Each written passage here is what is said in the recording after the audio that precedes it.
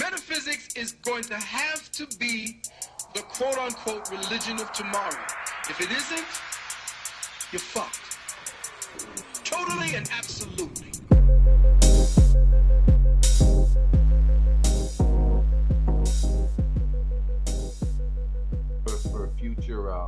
For future justification for slacking, but in both of our defenses, I think we've been incredibly faithful in keeping up with this for a pretty extensive amount of time. Yeah, about a year basically. Yeah. We're coming up on a year we've been recording these things, So which I is mean, excellent. So yeah, we've been pretty diligent. So the little bit of time off, downtime is part of the process, and we can't front about that. Everything has cycles and shit. You know what I mean? Everything ain't growing in the spring and the winter. Some shit just takes the winter off and just chills. So downtime is definitely part of the process. yeah, gotta rejuvenate, man. Yeah, yeah. So what'd you get into? I was just writing all weekend, man. Oh, Just dude. that was my focus, dude. And as I was going over it, I was like, okay, um, uh, uh, Yakub, Yakub is gonna be fine. Yakub is Chappelle show level, ridiculous, hilarious race humor. Um, I've been figuring out how to justify God's chosen beverage. That's the one I forgot to feel that we're gonna get the most backlash for. Yeah, But I that stand by it as hilarious. it's rough. It's but I like the imagery though. It's great. It tastes like suffering. I like the imagery, and I hadn't checked on this in like 2 days, and I just randomly opened it up earlier today, and I was like, "Holy shit, this is getting deep. It's getting deep. It's amazing, bro. The gay Tupac. That shit is oh my gosh, bro. That shit's spicy. No pun intended. There's ironically enough, a lot of that stuff has been simmering for a minute, but by far the person with the most elaborate and thought out backstory was our guy, Larry Mandel. Our guy. He's special. He's special. Larry Man. I mean, yeah, because he stands out. He almost feels like, well, him and Patriarchy feel like the realest people in this whole. Everything he's crazy is hilarious, but it's all has that. It's a little bit over the edge to make it just be funny. But Patriarchy and Larry Mandel feel real to me. They feel real. They feel real. It's a little bit deeper than just a joke with Larry Mandel, bro. That the whole thing, the whole thing is just golden. I feel like at this point, if we wanted to, we could just focus on just that one and actually make something out of it. Instead of having him be part of this one whole universe, which he fits perfectly into, if we wanted to just farm this one, I feel like, yeah, there's enough in there to keep us busy for a while. Well, you know Just what I was thinking? That may be easier than to just because I broke out the Wacom again. I got a little studio slash work area set up. One of my girl's oldest sons had moved out, so I took over his room as like as an office. I'm like, you know what? That's gonna be my workaway studio because I really didn't have any space to set anything up at my lady's house. So I was like, okay, I don't know when I'm ever gonna get in a place to do it, and the universe worked it out. So I started messing with that to start doing some drawings. Um, but the animation shit, like if you're going really, really simple, is doable. And what I was thinking maybe would be a smarter first step is to flesh out some of these ideas like in comic panels. That might be word. easier to draw and create and then eventually get to a point where you can animate it. Because I was looking like to get access to all the tools to actually do a real deal cartoon, you can do it. It's like $125 a month. You can't buy the software. You can only subscribe to it, It's from what I cloud. What saw. is it? Which one were you looking at? I was looking at, I think it's called like Toon Boom or something, Okay. because the different levels of it, there's these things. I think it's called like vectors. Yeah. I don't. Yeah. So with one, I guess you got to kind of do it on every time you create something, but there you kind of got to tell it where to go.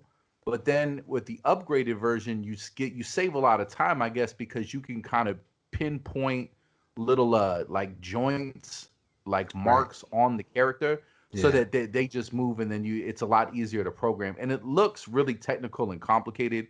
And for someone with no background in doing that, I don't want to be so, arrogant and disillusioned of like, oh yeah, I'll knock it out of the park. Sure. I could 5 minutes. I'll know exactly what to do.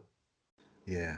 I have some experience with mostly with Adobe stuff, and they pretty much have everything you need to do it, and they're a subscription now too.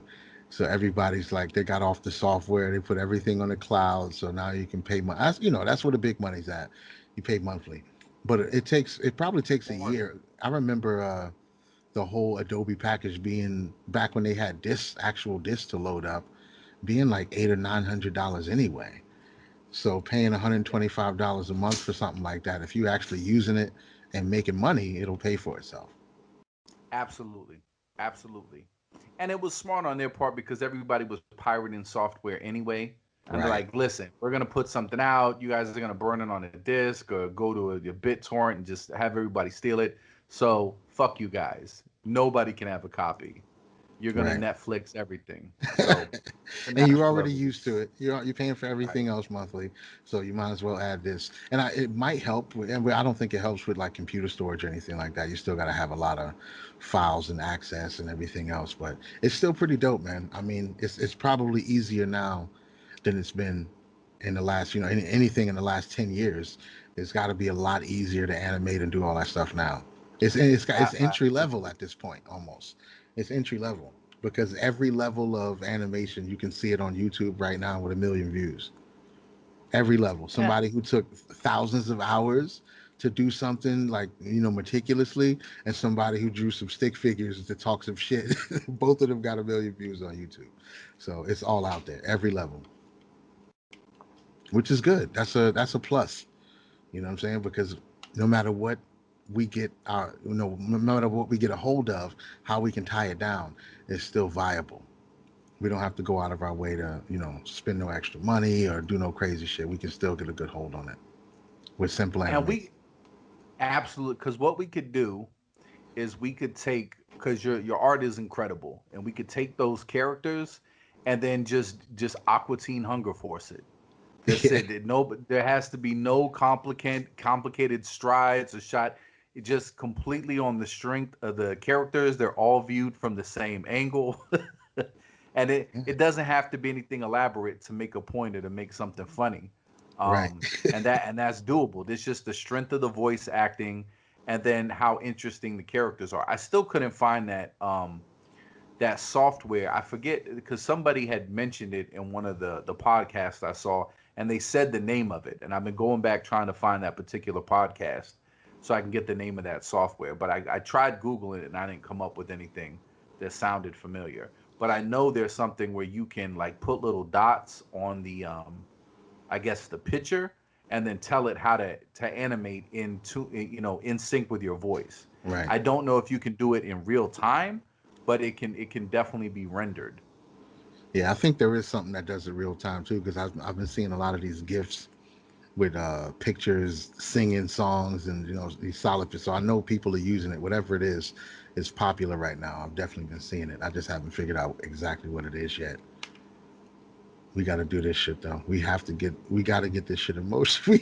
I mean, Dolomite is God. Oh yeah, yeah, yeah, yeah. That we might get a little bit of backlash for that, but I still don't think it will be as bad. I think it's No, easier to sell that. yeah, they're all pretty easy to me. I honestly, I think the Accelerator may possibly get us in more trouble than anything else. Oh yeah, it's very uncomfortable. That is very uncomfortable. There's sexually aggressive unicorns. There's a lot going on. There's a lot going on in this world, in this universe here. so, so as soon as we just need to pick something, so we pick something and we devote it to, oh, what do we need, a minute? What do we need to capture the gist of one of these characters, just a situation. That's all we really need is a minute, to Yeah, be honest. a minute to maybe 2.5 minutes at most. I think we start out simple. We don't try to do anything so ambitious right out of the gate. Like let's just animate a whole TV show. Like that might be a little ambitious or grandiose at this point, but I definitely think it's doable in the near future. But just start with like come up with like really funny bits to introduce the character, like set it up the circumstance and who they're going to interact with. And some of them, I got a couple that I'm working on them jotting out that introduces like maybe two or three of the characters at once in a few of the scenes, right? And you just Right. have little things where and because it's in the same art style when it's put out there, people like, okay, this is just like this other one, but I can't imagine any scenario in which these are integrated worlds. With all the all of this wild, like it's just seems drastically different. And you introduce all of the characters through those little bits, and then of course, like when you write an episode, everybody's got to bite the Simpsons, so I'm gonna use them as the archetype. But it was they would have little things where you center an episode around a particular character and you introduce that character, and so yeah, you figure you get a first season pilot, 9 episodes, you could introduce, 9 to 12 characters, a couple here there, but have story arcs where you really get into the meat of some of them, and then always have those like little B storylines in the background. Like it's not Yeah. even a part of the main story, but you intertwine another story to show another character. It's doable, man. It's Yeah. doable. Absolutely. We all so let's find a minute for somebody to make it, put a spotlight or somebody in this whole pantheon here, and just give them 1 minute of animation. I think that might just be the only real threshold we need to cross. If we can focus on little 60-second clips, even if those are, technically that could be a full episode depending on how you set it up. Because not every situation has to be long and drawn out. It could be over and done with in a minute. I like it. Yeah, yeah, even maybe a 30-second spot, and then Right. just at the end of it, it goes to black, and then whatever the name of the show is gonna be. And so we just start advertising a show we haven't even created yet. Yeah, and assume everyone else should already know about it. Like, if you're Right. late, if you don't know about this thing, we haven't completed yet. Aren't you aware of it? And Yeah. then have What? someone give us a whole bunch of money to make it happen. I mean, that seems to be the way to get shit done these days. Or either figure out, oh, actually, the smarter way, the smart, slower way to do it would be to just get all the money from different people. That seems to be the best. Because if you get one person to give you the money, you're gonna owe them too much. But it seems like if you give a lot of people to give you a little bit of money, all you really owe them is the thing that you made. Like as long as they get to consume the media that you said you were gonna make, you're straight. Yeah, so really, I guess we do those little spots and create interest, and then get to begging on crowdsource or something, Yeah, crowd all of that, all of that. GoFundMe or something. Yeah. Yeah, all of that. People will pay. I think there are people who probably pay us just to see how offended they'll be when we're done making the shit. Trump's out of office. We need something to be upset about. Let them make Yeah, the show. yeah. Give them the money. Let's see what they do with it. Let's see how bad they can piss me off. That's actually a good idea. That's a good test for yourself to see how triggered you're going to be by people you think you're going to disagree with. Is just give them money so you can see how far they'll go. Give them enough money to become a hypocrite and ruin their life. Yeah, you don't get big muscles from lifting light weights. Challenge True. yourself.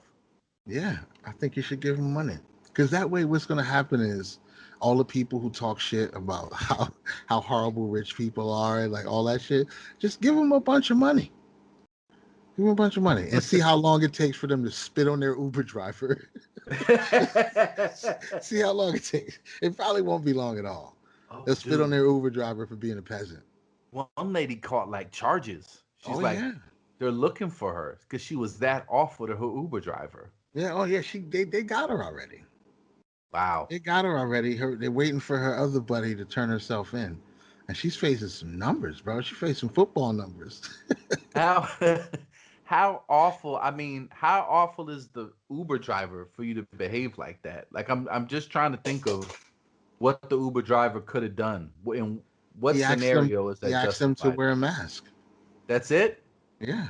Oh. First of all, there's no. I don't think there's anything an Uber driver can do to where you should try to snatch shit from them and cough in their face and rip shit off, like bug out and threaten them with violence. I don't think there's anything they can do because the worst thing that can happen to them is that you cancel or whatever, get out of their car and leave them a horrible review or take video of them being an asshole. That's all you'll ever need to do. If there's ever a time where you're spitting on or punching an Uber driver, I'll put all my money on you're wrong every time.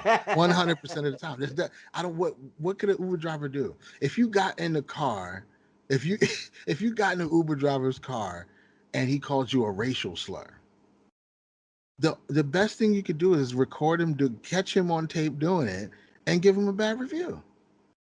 But if you start whipping his ass and he has a fucking dash cam or something like that, there's no way to explain why you're punching somebody from behind. They're in the driver's seat. You're sitting behind them, punching them in the back of the head. There's no way to explain it. Yeah. I gotta admit, I didn't read or watch the video. I don't staying away from news and what I'm gonna spend Yeah. my time on. But you go through your feed because I'll look for stuff, especially too with like finance articles, looking for stocks. So I saw it in my feed, like lady wanted or whatever for um, Uber driver incident or whatever. I'm like, man, people have lost their mind, and that's the extent of the awareness I got. It showed up in the feed. I looked at it and I moved on. Yeah, then he asked her to wear a mask and she said fuck you, start coughing on him on purpose.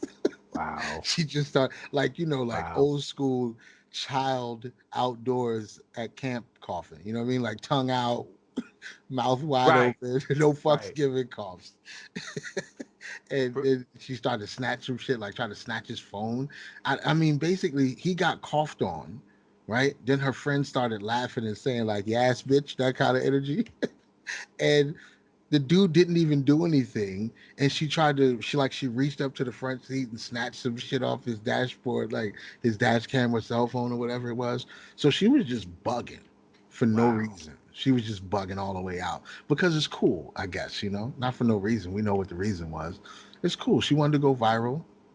She wanted to have some fun. That's how you act. You watch Love and Hip Hop and shit, and the Tattoo Show.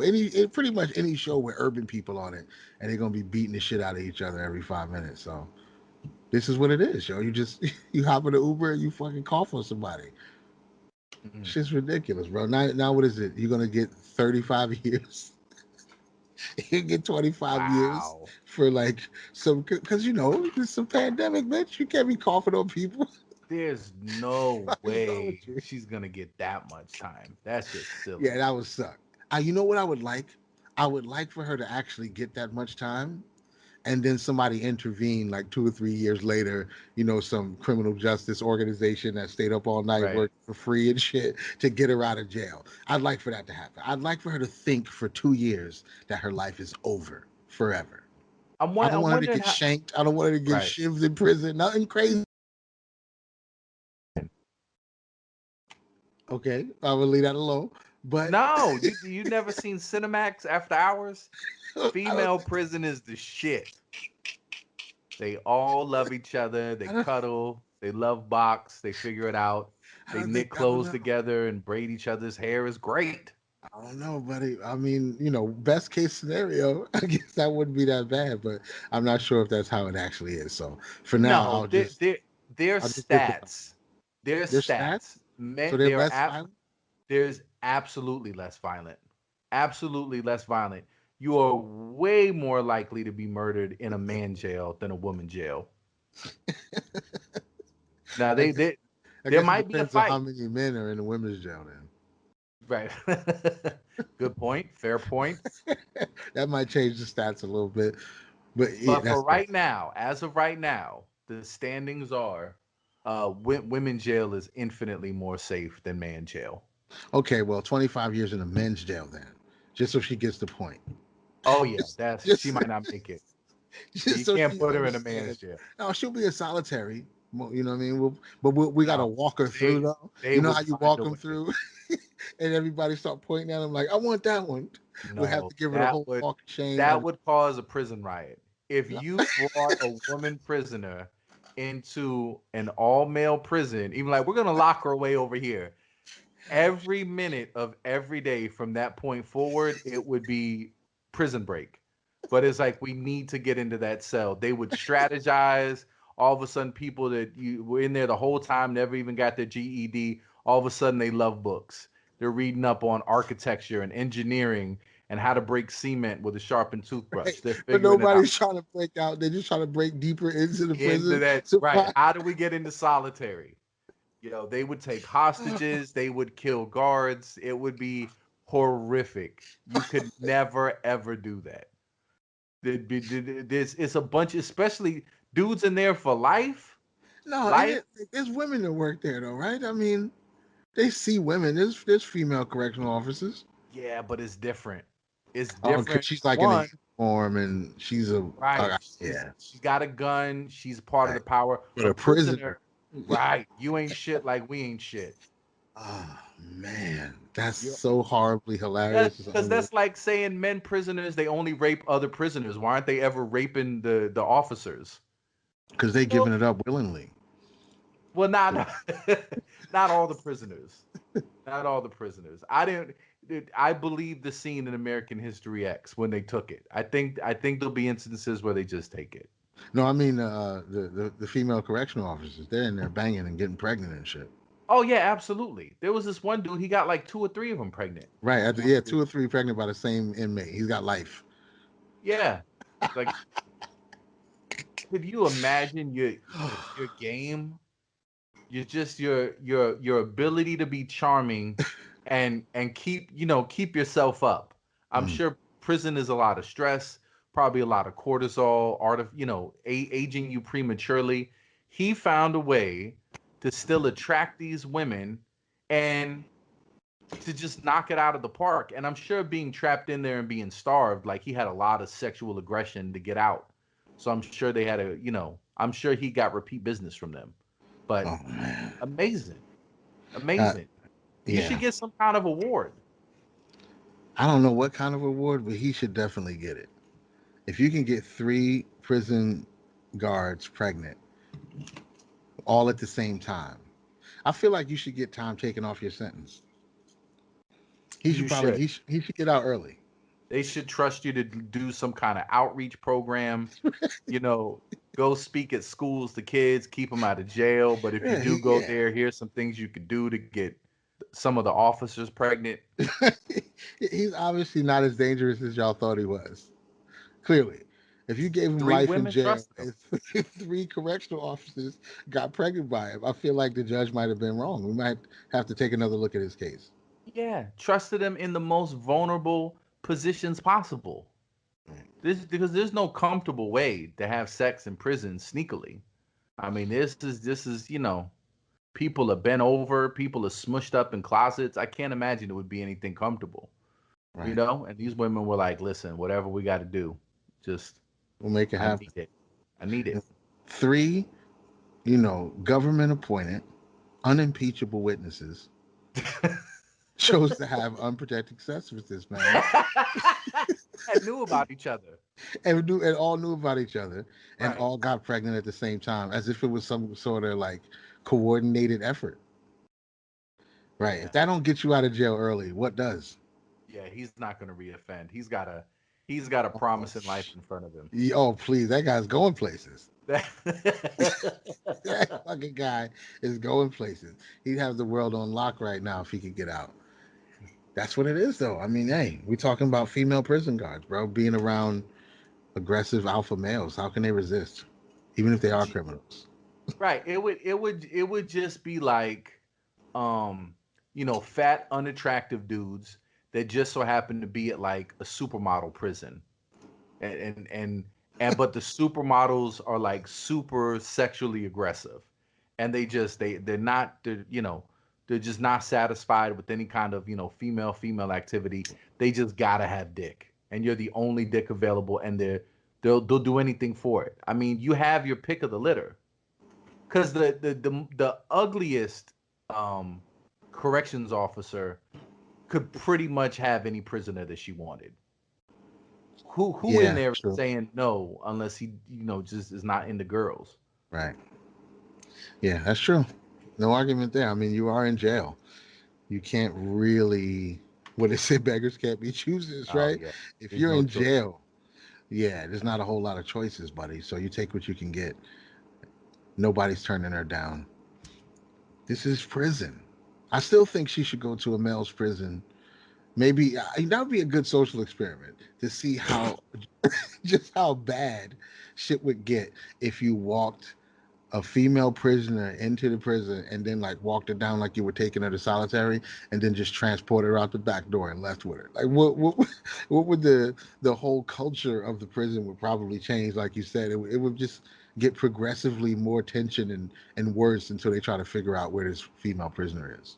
The National Guard would be called within a matter of days, if not hours, because it's whether the people had the long game in mind and they're strategizing, and then they get frustrated and they make their move and it's some coordinated assault where they're trying to get back there, or if they just lose their mind on the spot. So it's going to be a couple of hours or a couple of days, and Okay. there would be a coordinated tactical assault on all the prison guards. Hostages would be taken, prison guards would be killed, they would make their way into solitary confinement. There is absolutely no way you could bring a female, especially if she's cute. Oh If man. she's cute, just stop it. There is prison riots. What I dude in there is going to be like, no, we should have the utmost respect. But if they okay, so what about if it was more like elaborate? You think it would be worse if you just did it out of the blue one day, just walk like with the new inmates? You just had like three women, you brought them to a different section of the prison where nobody else could see them, nobody. Or if you set it up like if you prank the whole prison, you do some punk, Oh God. right? You set it up to where you give them like when they're watching TV or something, the news report is like, oh, women's prisons are overflowing. Some women prisoners are going to have to be housed with men in the near future. And just like seeded for like a few weeks so they know about it. And then you bring some women into the prison. And you, of course, like I said, you lead them out the back door. You don't let nobody do nothing to them. But I would be interested to know what would happen over the course of the next few weeks at that jail with just seeing them the one time. No more confirmation that they're still there or anything, but just knowing that those women are in solitary right now. I really, I don't know. This is a weird curiosity, but now that the situation's, presented itself, I feel like I'd love to know what would happen. And I don't care if you prank a whole prison full of criminals. That shit would be funny. I'd love to see what would happen. That's fine, but you can never be in charge of a prison. I'm sure there's Well, a lot of extraordinary things that I would have full confidence in you accomplishing. We cannot live in a world where you're allowed to be in charge of a prison, because the, yeah, the I the agree. I madness agree. that would ensue, and not only that, I mean, for what you're saying, walk them in. You might as well have them walked in like orange bottoms and like white t-shirts that are just wet. Like you just might as well. Just hose them There's down. no way that you're gonna bring them in a way that's not gonna be like a slow motion like beer commercial or something. Michael Bay scene, wet women walking and light shining off them and shit. Yeah, I Down. feel like it's a scene from the next Fast and Furious movie. Yeah, Yeah. it would be the slow motion, hair flowing in the wind, them looking kind of to the side, and then very focused in front of them. There's nothing you could do to not make that the most sexually frustrating and infuriating moment in every single one of their lives. There's nothing you could do. There's no way to walk Oh, those women through in a way that would not drive everyone immediately insane. There's no way. There's no way. It's absolutely he impossible. said immediately insane. Like, you think it would be that bad, really? Absolutely. Because the prospect is like, well, we rape men in here all the time. That would exactly what would go through their head. It's a prisoner. We know what we do to other prisoners. Could you imagine having someone that's just as helpless and vulnerable here available amongst us? They're fucking criminals. The couple of decent criminals that are just trying to keep their head down and get out of there and try to build their life afterwards, none of those dudes are going to have the character or the financial backing to be armed sufficiently in prison to be able to hold off the wave of criminal horniness that would be unleashed. There's just nothing you could do. Criminal horny. You would have to kill everyone in the prison. They would go mad. I'm telling you. People would start going to the library. They would start trying to like get as much tactical skills, figure out masonry, figure out, this is a weight wearing ball, a weight bearing wall. You can't just knock this down. They would have that type of knowledge that they would accumulate in trying to figure out the labyrinth involved in accessing that solitary confinement and get into that woman. Absolutely. I'm fully convinced. It's not going to be. There is no sane moment. But in the meantime, the other violence in the prison would go down, right? No, I disagree. They No, would. because they'd all be focused. They'd be reading books and drawing blueprints and They shit. Like, they wouldn't they would be all be focused. together working as? I can't No, imagine it. I really can't imagine. it would be factions. It would break up into factions, and people would start calling dibs. She's ours. Stay away from her. There would be factions that would develop, and I guarantee you there'd be a few murders before a plan was even concocted. Just because there's another group that's starting to strategize to get access as well. Dude, I can't imagine a group of prisoners strategizing to break into solitary confinement to rape somebody. I just can't see it in my head. I can't like I think they would freak out a little bit seeing them, they'd be like, they make a lot of noise, but I can't imagine that they would just turn into a fucking bunch of covert operatives and shit to try to I don't know, man. They don't even do that to escape. Not often. People get together, two or three people who jump the fence or some shit like that, but they're not even focused on a group effort to escape the prison or take over the prison unless something happens. And how often do prison riots happen? You know what I mean? Something's got to go on for weeks or months to bring it to the head of an actual prison riot.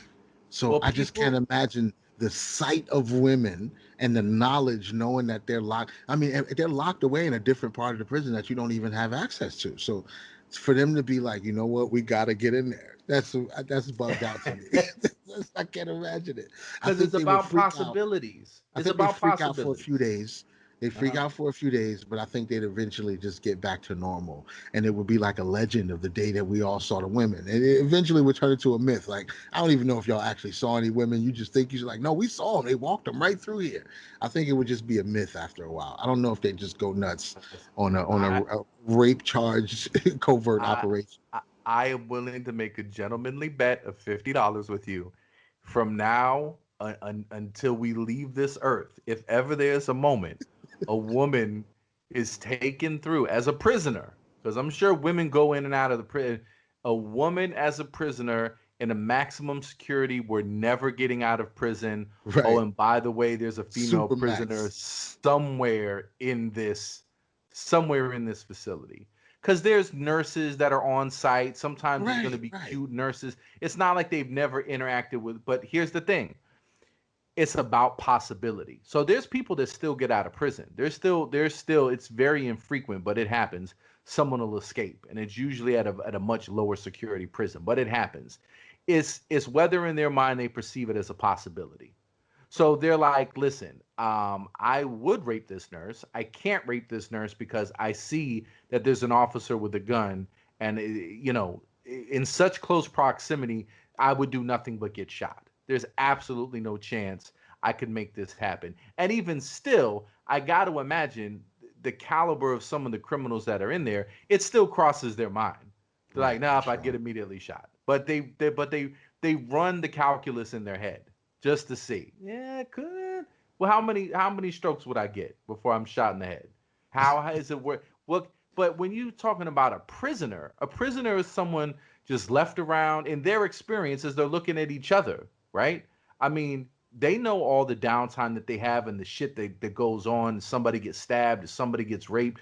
It's hard for the guards to figure out who it is, right?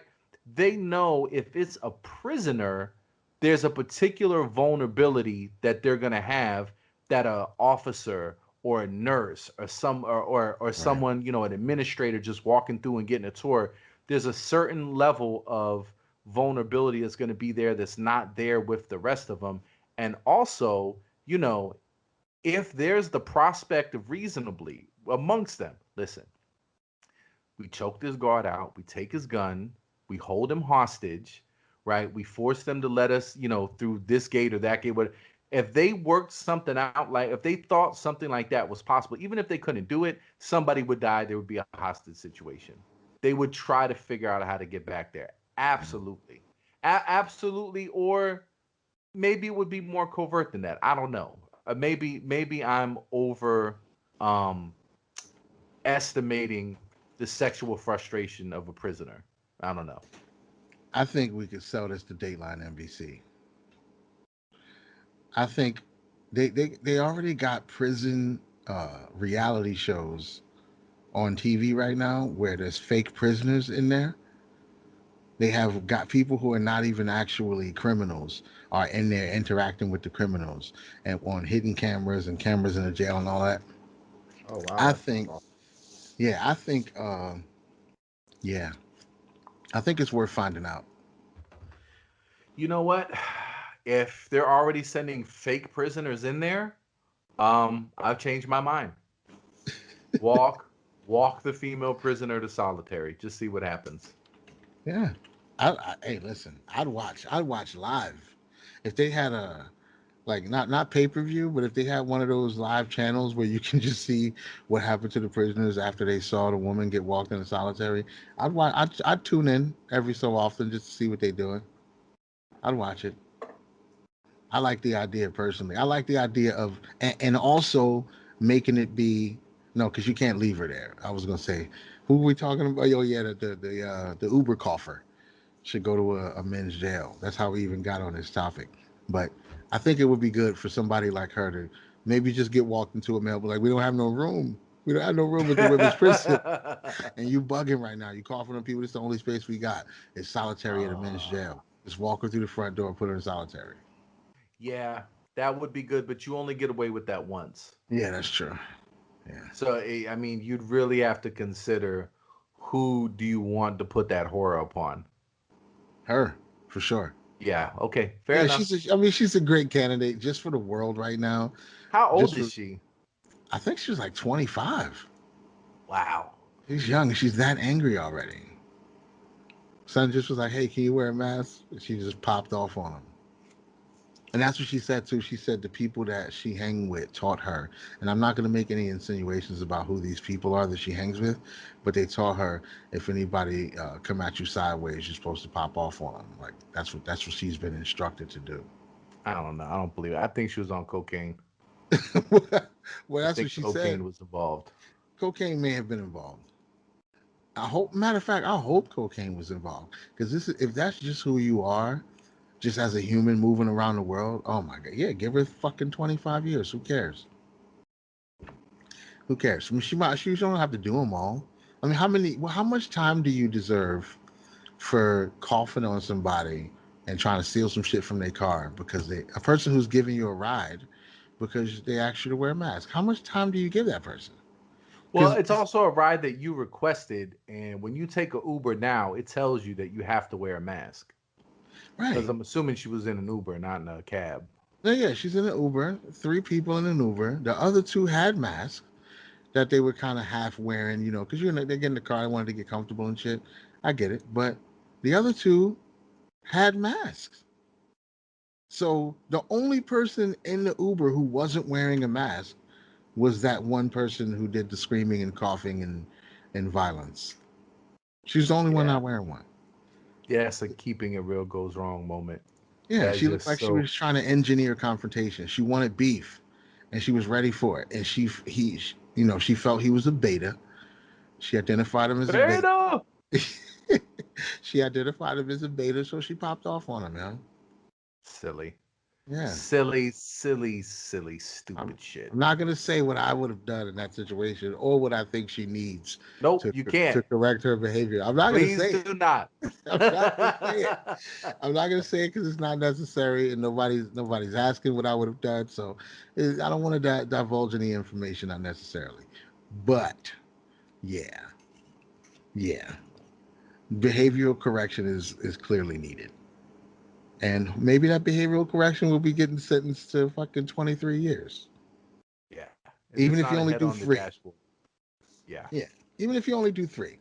Well, I mean, I know if it happened in New York, I don't know if they already passed the law, but I know there was talk about passing legislation because some people were like coughing in cops' faces.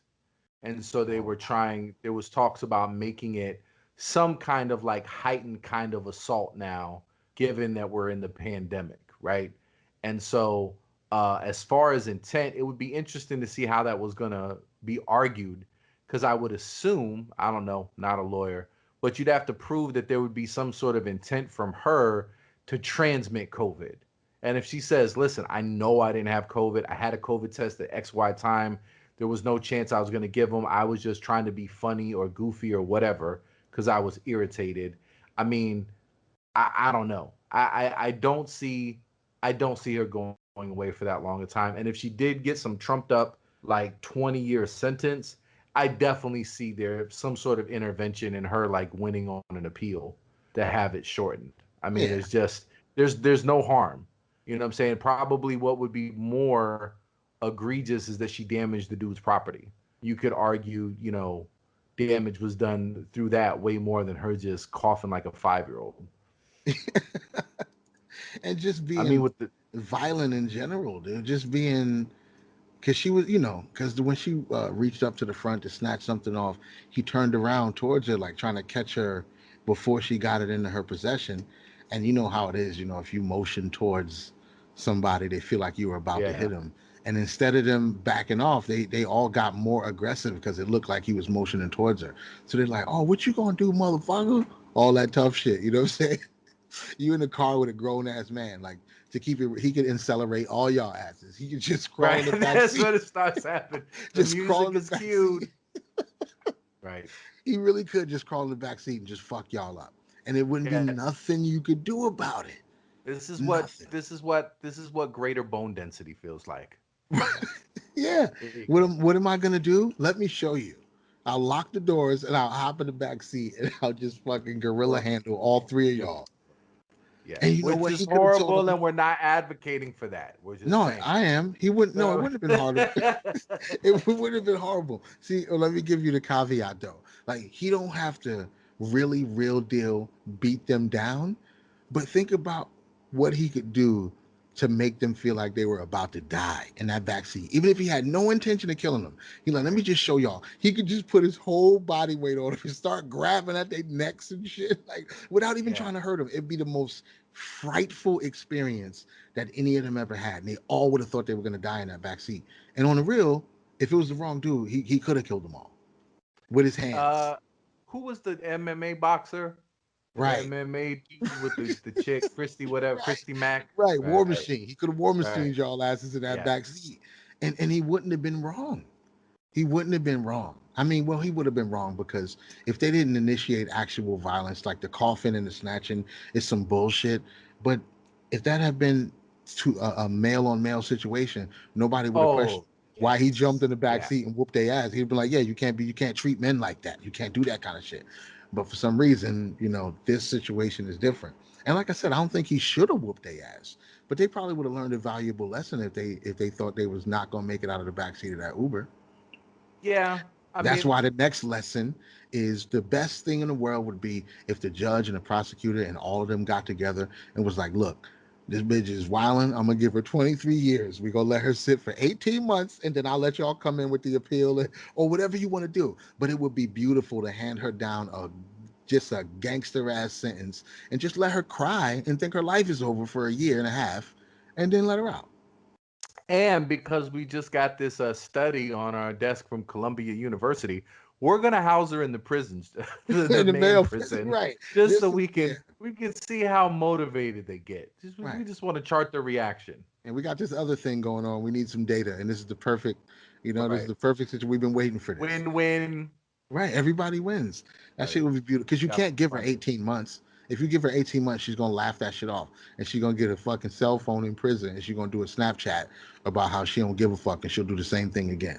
That's what's gonna happen if you give her 18 months. She's gonna get 100,000 more followers on Twitter because she's a gangster. Get that bitch 22 years. 22 years. Yeah. Listen, you're not getting out till you start menopause. That's Yeah, when you get out. that's it. Yeah, You're that's done. pretty bad. You're done. It's over for you. And then put her on a reality show. We got to see. Yeah, we got to see the psychological meltdown. Is this torture porn at this point? Is this torture porn? I don't want her to go to jail forever, but that's terrible fucking behavior. And there's too many people in the world who think that shit's cool. Listen, and now you know why on that Black Sheep skit, he is like, I can't take you to Uptown, my friend. I can't take you. Can't take you. That's I why. that had to have been a Bronx pickup. I'm Right. Yeah. estimating. I'm guessing. I don't know for sure, but if it happened in New York City and it was a Spanish lady, I gotta say, and she was coughing on him and threatened to beat him, I feel some Bronx energy. Dude, oh no, she's yeah, I don't know, dude. I'm not sure what her yeah, she's 24. Her name's I just Arna it Kimmy. came She in might be Italian or something. Who knows? it came in my Yahoo feed. Oh well, then it happened in Long Island. Then Long Island. it's Long Island, Staten Island. Oh, okay, so it was Long Island. She's one of them chicks. Hold up, hold up. How every borough is, I'm pretty much, no matter which one you say, has a possibility this should happen. Anywhere in New York. This should happen anywhere in New York, and it wouldn't be surprised, yo. You'd be like, where was that at? Soho. Oh yeah, yep. Yeah, That yeah. definitely happened in Soho. No matter no matter what place in New York you name, it sounds like it makes sense. Because it's just New York, bro. Gotta look up the article. People are not nice. God, I love it. So now I'm thinking about the importance of being able to give people massively long sentences with the intention of letting them out in less time than that. But I can only help in certain situations though, because jail is already fucked up as it is. The You whole know what's so system is bad screwed. is the moment I plugged in woman coughing, it fills up on Uber driver. Oh yeah, We yeah. know that We it's know the what you're looking first for. thing. We know what you're looking for. No, And and the one girl in the picture, she kind of looks appalled. Like, what is this bitch doing?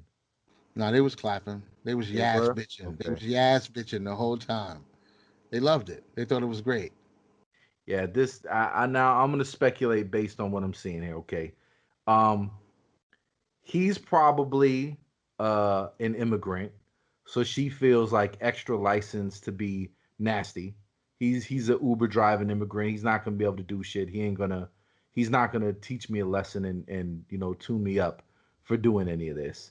And I think she might be cloud chasing. I think this is Yeah. establishing some uh some credibility with her friends. No, look, I can be hood. I can be That's thugged out, Sheila. Sheila, wow. I can be thugged out. All right, if this is You what know you want what? to do, Kimberly. But I don't I don't think this is wise. That sounds like an extremely Tommy Sotomayor-ish. Analysis. It really is. It's like this is what you get for hanging out with these girls. This is what happens because they were fine. They were. I mean, No, they they weren't did get a coughing on little. him. They got a I little don't. bugged out a little bit. Well, They definitely weren't trying to stop her. they might have fed into the energy, but I'm not gonna make them guilty by association. They, Right. she owns the fact that she tried to, and maybe she was ingratiating herself with them. I don't know, and I wouldn't Tony Sotomayor in that like it was they were a bad influence on her or anything, and this is what you get. It's I don't blame those girls that are with her at all. It's definitely that chick's fault, 1,000%. but just seeing the dynamics. Because when I glanced at it, I can't lie. I just, maybe because my girl abuses me, I just assumed, oh, this has got to be a Puerto Rican chick. I projected onto her because I glanced past the image when it was in my feed and I didn't read the story. But upon further inspection, yeah, it could be, I guess, an Italian chick. I don't know, but she's thugged out. She's Yeah, thugged. she's super thugged out. I don't understand. I don't, and not that women should be afraid of men in public spaces and nothing like that, but I feel like the way people are treating each other out here right now and the pressure that's on, it's all kinds of people just snapping and fucking each other up. It just feels like you wouldn't go that far out of your way to create confrontation with somebody, not knowing how far they're willing to take it or what the consequence over something stupid, something completely goofy. Both of your friends are wearing masks, and I'm wearing one. Could you please wear one? Oh, you know what this is? I'm looking at her name now. She's not from around here. This is like a kid. This was in Um. California, San Oh, it Francisco. wasn't in New York. Yeah, Okay, this is in San Francisco, but that makes sense too, though. You know what I'm saying? With the little bit I know about San Francisco, it is a wow, shithole country, that's for sure. yeah, the whole thing. She she she's one of those people who like was raised by television. So she thinks in that situation that's just how she's supposed to behave. Yeah, that's I yeah. don't think that that's how her parents raised her. I don't think that's like anything that's culturally relevant from her. Again, this is all racist speculation based upon her name. I think she probably just got here as first generation, right? Her parents got here and raised her here, and she doesn't know how to interact in a situation like that. So she was watching too much TikTok or something, and she just thought this is how you're supposed to respond in a situation like this. Let me show out for my friends. This has got to be a good idea. And she's looking at Yeah. 20 years. 20 So years for acting out some shit you saw in a VH1 reality show. This is how they made you think you could act when you watch Love and Hip Hop. And you do that shit in real life and you fucking, now you're about to get 20 years. I love it. I absolutely love it. This shit needs punitive damages, bro. I think so. It feels harsh, but I think you're right. I think this is the only way we drag humanity forward is we have to start we have to really harshly denounce this kind of ridiculous childish horse shit.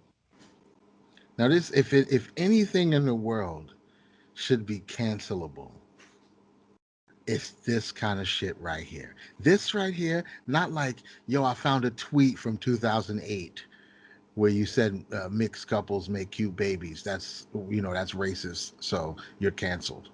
Is it racist? I don't give a fuck about old tweets. I don't give a shit about that. I mean, unless they're like, even then, I don't really care enough. If you got to go back that far to find somebody's racist tweets, who gives a shit? But stuff like this, you in public acting like an asshole at some restaurant or something like that, treating somebody like shit. Yeah, that should be cancelable. I When think that, it's more relevant. yeah, And I when that think it shit goes viral, your bank account should get frozen.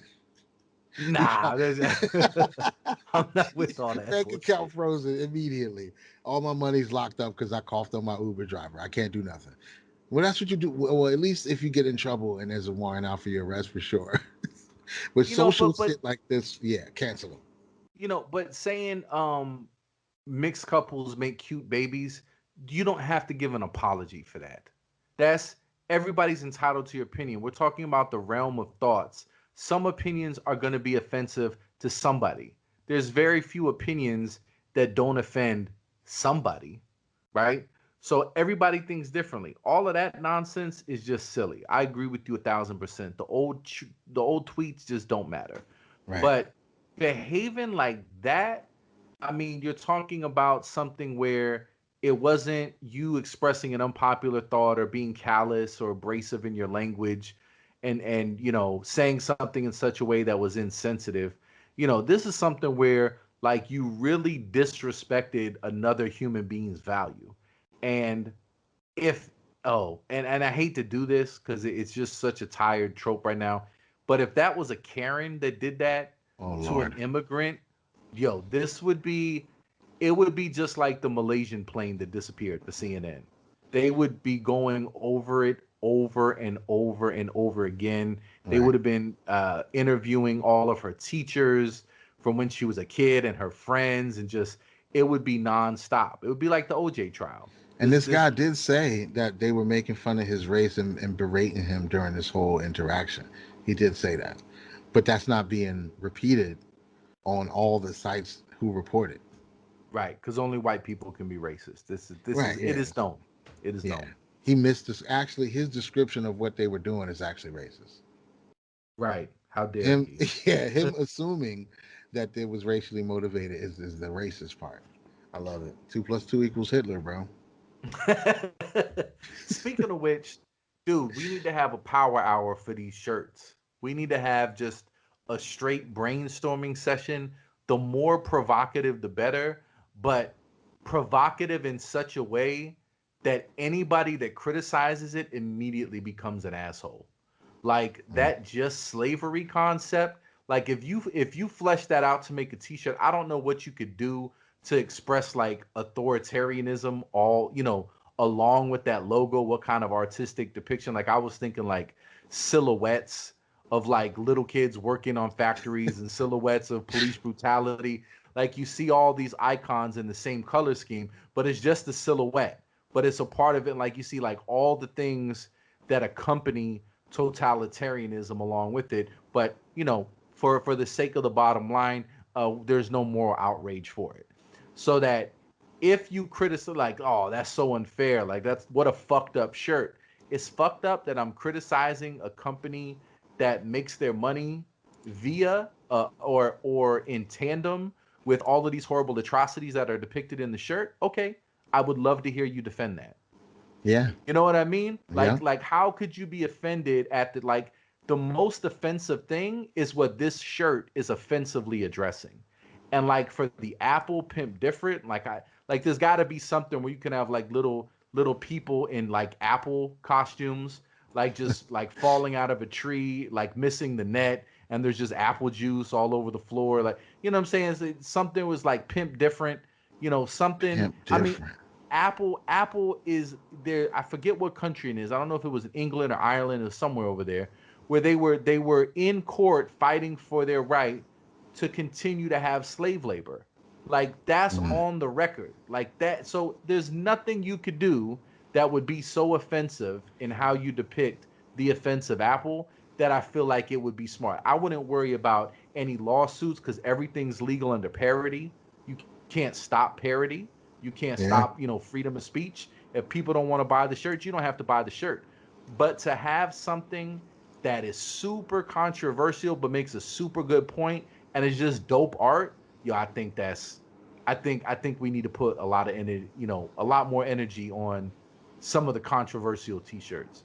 Two yeah. plus two equals Hitler is great too. I mean, it's just I great. really like it. I really like it because it gets right to the point. You don't need nuance for everything. Just to and I feel like there's no right way to address that shirt. There's no right way. You can look at it, and if it moves you to say anything, anything you say is probably going to be wrong. There's no where it leaves no room for misinterpretation, and it's so blatant just by using Hitler instead of something like softer, like two plus two equals racism. Two plus two equals Hitler is purposely triggering just because you're using the word Hitler, which we already decided is the one thing you can't embody in society. You can be Satan, you can be the devil, and that's fine. You get your red little tail and your pitchfork, nobody gives a shit. But if you walk in a Target dressed like Hitler, the police are going to be called. And doesn't that kind of give more fuel to the Hebrew Israelites that like our devil is the only real devil? Right? Isn't Yeah, it? because Is it nobody's scared. Nobody cares about the devil as a right? concept. Who's scared And of I, Satan? and I shouldn't just single out the Hebrew Israelites, but like the extreme right wing too. That if you go to any of the chat comments, it's always about how the Jews everything. There's no scenario in which the Jews are not responsible, but it does kind of feed into that narrative when you're like, okay, so I can make a Diablo, I can make a devil, I can make Hades, like I any other mythical shit. I can dress up as, I can depict, I can draw, and it's all okay. But this Hitler guy, nothing. Nothing. Absolutely forbidden. Okay. Nothing. Seems a We don't. little strange. It's hard to make it make sense, but Right. you Who? I know, mean, who's responsible for the world as it is right now, according to what's supposed to be the accepted religion? Or is it because we've all agreed that that's not really what the devil looks like? Is that what it is? Nobody really knows, so it's like the whole red devil thing doesn't really. Is that what it is? Is that why they don't give a shit? Because it's not really the devil. But you'll also offend people if you dress up like Jesus too, even though that might not be what Jesus actually looked like. not like Hitler.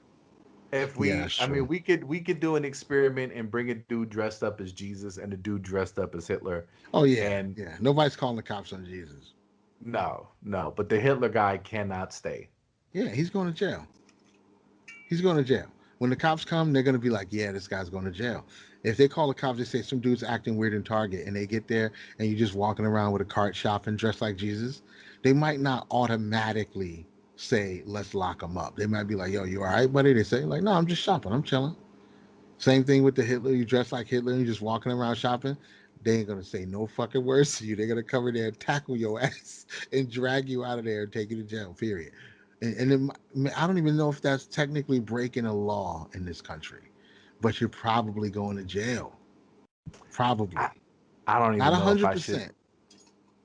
I don't know if I should confess this, but I'm going to. Um, Sometimes when I tighten up my beard and my mustache and I shave shit off, I'll leave just a little strip under the nose, just Oh, for a little bit, just because it's so wrong. I'm just wow. like, yeah, I can do this in the comfort of my own home. But it's because it's been made such a taboo. People should be able to have that people should be able to reappropriate and redeem that mustache style. Nah, it's whack as fuck anyway. But It's it's it's it's it's it's a little funny. goofy. It's Yeah. funny that you could reduce it all the way down to just that, because we're not even talking about Hitler in regalia, no, not like no, Right. we just talk about Just the just the mustache. mustache right now, and that's enough to send most people over the edge. I think Yep. if you walked into almost any store, any Any major store. franchise store right now, and you had that mustache and nothing else, you don't do no zig heils, you don't do nothing else crazy, you just Just be have that super mustache, polite and friendly. mad cool. I guarantee you, the cops are probably gonna get called, or security is gonna approach you. Something's gonna happen. Something's Somebody's gonna gonna happen. say something. Right. And what if you just said, well, actually, this is the holy week for my religion, and this is a required style. I'm not trying to be offensive or anything. Yeah. Well, your I'm doing it religion for religious sucks. purpose. Your religion sucks, buddy. Jesus never told us to do anything that stupid. It's like, what about the foreskins though? Shut up.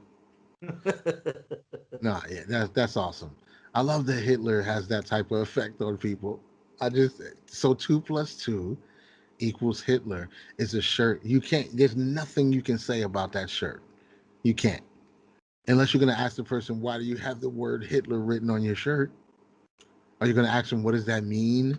What do you mean by that? No matter how you approach it, you sound stupid. You know what'd be funny too is to put a shirt with Charlie Chaplin's face and then put Hitler under it. Just be like people are so obsessed that you would think some people wouldn't even reckon. Like some people would see that and really think it's Hitler and be Yeah. upset that and wouldn't get the joke. Would be really upset that you had a shirt on like you're promoting Hitler instead of like pointing at the fact like, yeah, people don't even really know who Hitler is. And I could just put up a picture of Charlie Chaplin and people would just think it's Hitler. Or have All like a because of the red shirt. mustache. Have like a red shirt with a black and white Charlie Chaplin face on it, and it says, "This man did nothing wrong."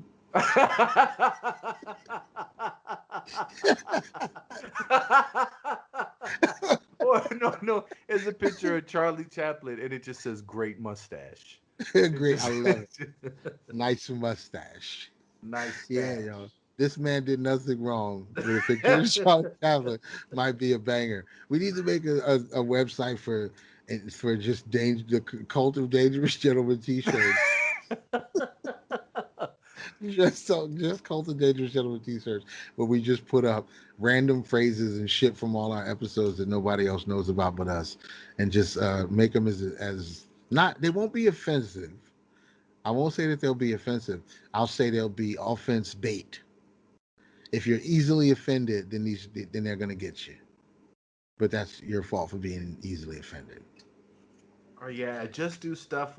Have Charlie Chaplin's picture and then just put like fresh from the oven, or just Oh, God. something, Charlie right? Chaplin holding some cupcakes and shit, fresh from the oven. Just that's trolling. Then now you're getting a little bit closer to trolling. Maybe, maybe.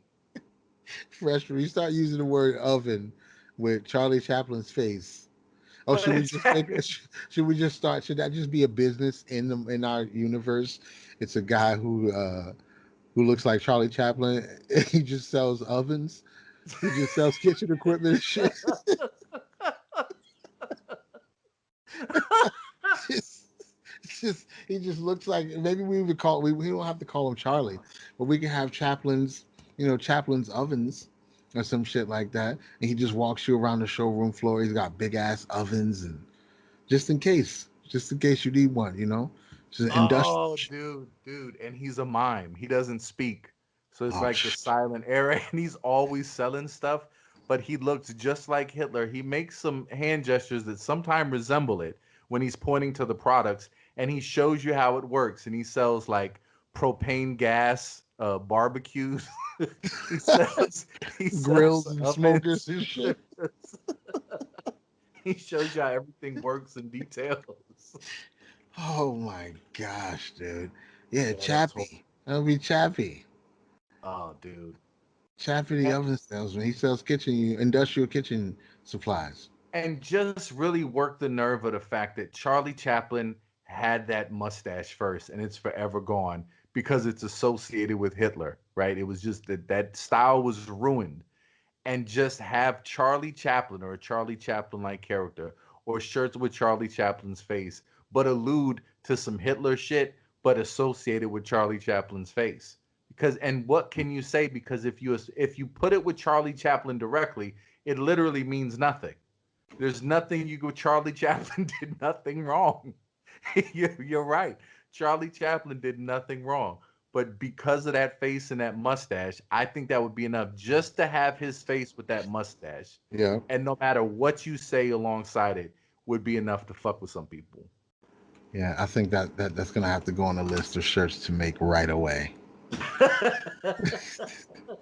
Shirts to make right away. This man did nothing wrong, and 2 plus 2 equals Hitler.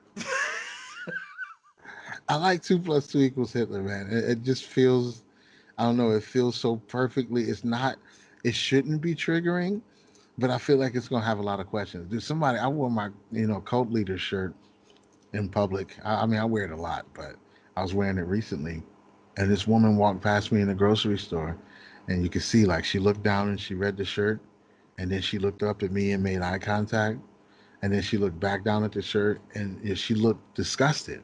She had this look of disgust on her face, like she believed me, and she thought that I was like advertising myself as it wasn't a logo or anything like that to her. She didn't get branding or nothing like that. She was like, "You're a what?" Like that's the look that she gave me, and I have to say, I gotta admit, I loved it. It was beautiful. It you was you beautiful. know, there it the public cannot metabolize humor anymore. That everything is taken literally. Everything is literally Hitler. Everything is literal Hitler. That's amazing. That there's just I have to interpret this. It's no chance that it's a joke. This gentleman in the grocery store, I already in my mind he has a cult. There's Yeah, someone locked in a dungeon or a basement. He's sleeping with everybody's wives. All of that's a given at this point. And after he's done all this horrifically demonic, depraved type of shit, he has the nerve to show up and buy steaks and chicken and spinach at this sick store, fuck. trying to recruit more people for his sick cult. Right. This sick son of a bitch. That's how she looked at me. Yeah. I should have just walked up to her slowly and be like, "You've been waiting for me, my child." you should He should have played into it. You Made that eye that contact. probably is a good way to get people roped into a cult. Is I just like, by wearing a shirt that says cult dude. leader and No, approaching wear a people who shirt look that says offended. "Ask me about my cult." Right. Ask me about my cult. Good lord. And 97% of the people who ask you will join it. Yeah, "Ask me about my cult" is another great shirt. Yeah. There's a key for every lock. They'll walk right up on. But don't wear that shirt if you don't really want people to ask you because they're gonna do it. They absolutely will. And the great thing about 2 + 2 = Hitler is you could be this because you can get out of that in any situation. That's an artistically genius shirt because if you're around some super liberal people and be like, oh my gosh, it's Hitler. No, no, no, no. I agree with you. 2 + 2 can equal 5. If you're absolutely set on the fact that it's 4, you've been brainwashed by white supremacy. I agree with you. So this shirt is spelling it out for people. Of course, 2 + 2 = Hitler, because you're trapped in the paradigm of white supremacy thinking. And if you're around a bunch of like military dudes who, I hate that shit. Rah, rah, rah. He's like, hey, 2 + 2 = Hitler. I'm just poking fun at the woke people. Right. You And can you can get get out of it money in from any both situation. sides. Get money from Absolutely. both sides. Both of y'all should be wearing the same shirt. And you People advertise it differently, but like stand up to white supremacy with this shirt telling people what it really is. 2 + 2 = Hitler. Stand up against white supremacy. And you sell it to a totally different demographic as Facebook figures out the algorithm of who it's going to send it to. And be like, are you tired of this woke shit? Make fun of it with 2 + 2 = Hitler. double down. If math racist, double down. Dude, Two we'll, plus two we'll, equals Hitler. we'll totally juice it up, man. We'll be like arms dealers of trolling and we'll sell to both sides. We'll I love it, fund the man. war from both sides. That's how you get all the money. That's That's how what you it get is. all the money. You disappear quietly into the night. As God's favorite beverage is known to do. Gotta go. Oh yeah.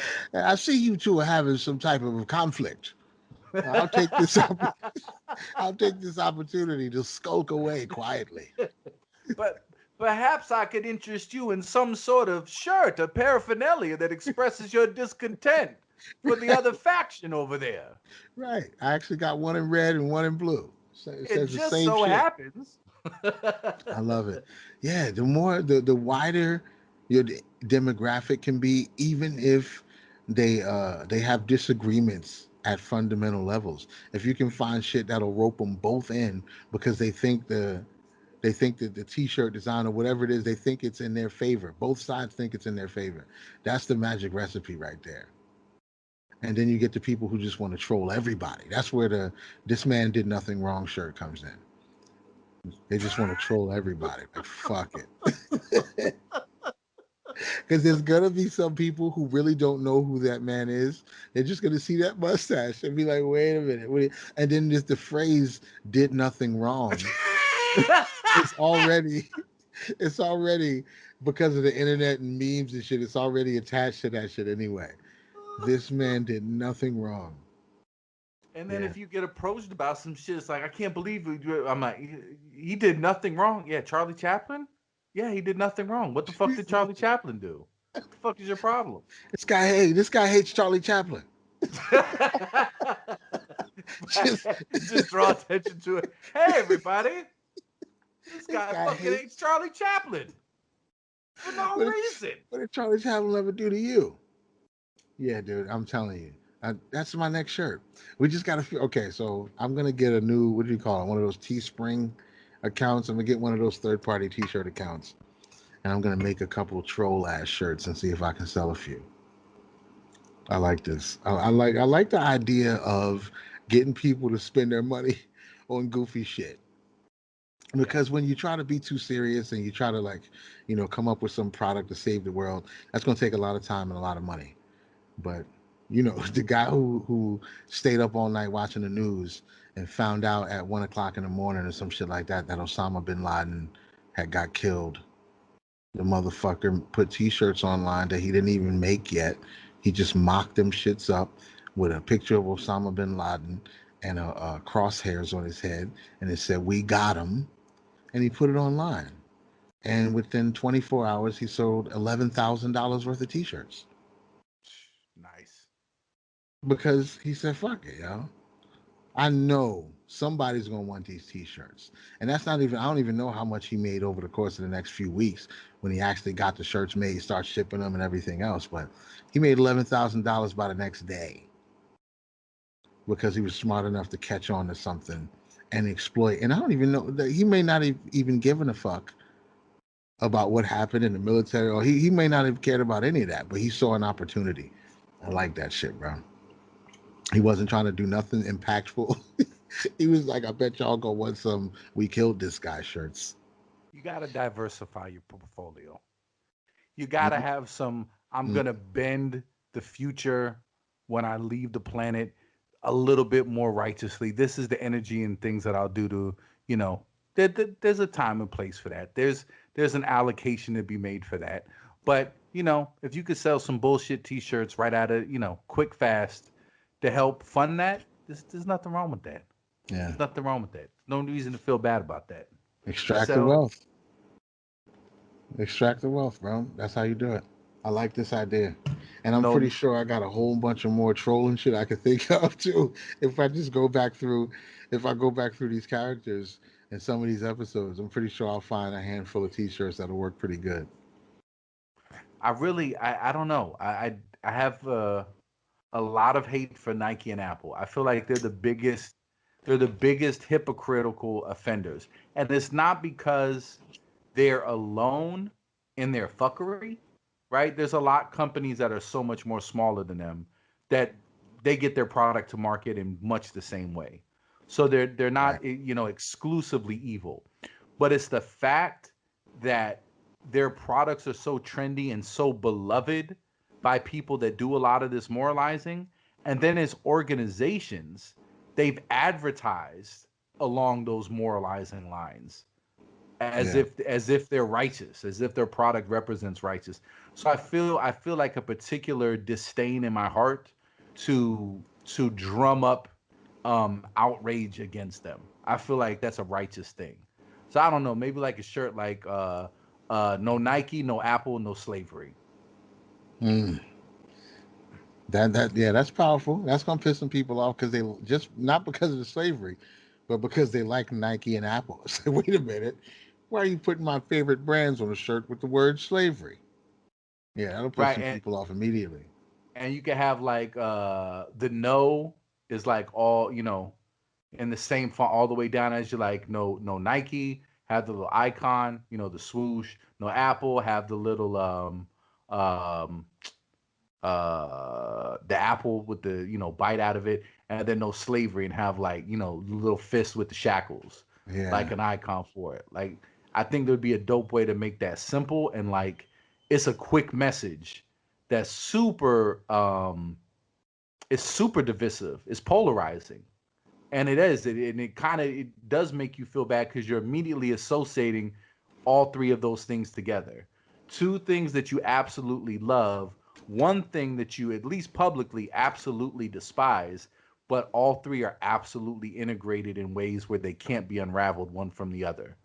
So how do yeah, you reconcile the fact that you love these shoes so much and you love this phone so much, but you hate this oppressive act so much, but yet both of those products get to market largely because of that third thing that you hate? How do you unravel all that and feel okay about it? So I think it would be good to really make people uncomfortable. yeah, And, you know, as far as like any repercussion, like I would love to have that argument. Like, because it's nothing like where you're speculating or you're using hyperbole. You know what I mean? Because I mean, and there's hyperbolic speech all over the place. I mean, that's the tone for the age. You know, language is violence. So I mean, right. hyperbole is all over anyway. So this is something that's not really that hyperbolic. You know, it's a technical stretch. There's not maybe literal slaves at every point of the production process, but there's some slave-like conditions sprinkled in there that are undeniably horrific to the point where you wouldn't want yourself or anybody you love to be in that position. So bad to get those shoes. Like if your mother had to work 18 hours a day, 7 days a week in, you know, one of these factories so that you could have the shoes, I don't think you'd be cool with it. Or so that you could have the phone. You know what I'm saying? For the individual that had to face it like that, oh, my mother, my sister, my cousin, me. Oh yeah, that'd be horrible. Somebody I don't know on the other end of the world. Yeah, I don't know. The new ones look dope. It's just disgusting, especially when at the same time people are here talking about injustice and what people are doing and what this is and how it's affecting this group of people or that group of people. But as far as product consumption goes, when it comes to shit we like, you can't make that call. You can't make and to me, they could have turned the corner by now. And I think that's the worst part is we know for a long time. I don't know if it's true, 100% true, but we know what energy built the type of wealth that exists in this country. It wasn't a compassionate, fairness, equality energy. It was cutthroat shit. We know that, especially when you're talking just about corporate and making money. It's the shrewd businessmen. Right. That's what we know. That's what we know worked. So there's a historical record of that being a fact. But they could have turned the corner anytime after they start making billions of dollars a year consistently, especially when they, start milking the products out and making a new one every 6 months and purposely making your old one fucked up. So to force you to buy a new one, like all the fuckery. They could have turned the corner a long time ago and just started to change the culture of their business. They're almost too big to fail at this point. They lead the consciousness of what's going on around them. So whatever they said was the new standard would have been the new standard, period. If they just would have made a new campaign and said we're going to treat our employees different, we're going to change our blah blah blah, their stock would have still went up. Just like if they said, yo, we don't give a fuck, we're going to get this product to you no matter what, and you're going to buy another one 6 months from now, people would find a way to make that the new okay. They'd be like, I love that new Apple ad. Did you see how brave they were by telling us we were going to buy Right. another phone? They would find a way to spin it and make it be the most groundbreaking shit that's ever been done in marketing because people love them so much.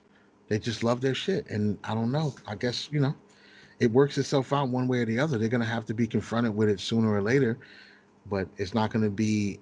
I think it'll be a long time before it's in a way that'll really affect people. It wouldn't affect them unless they found out that, Apple had some kind of slave ranch in like Utah or some shit like that.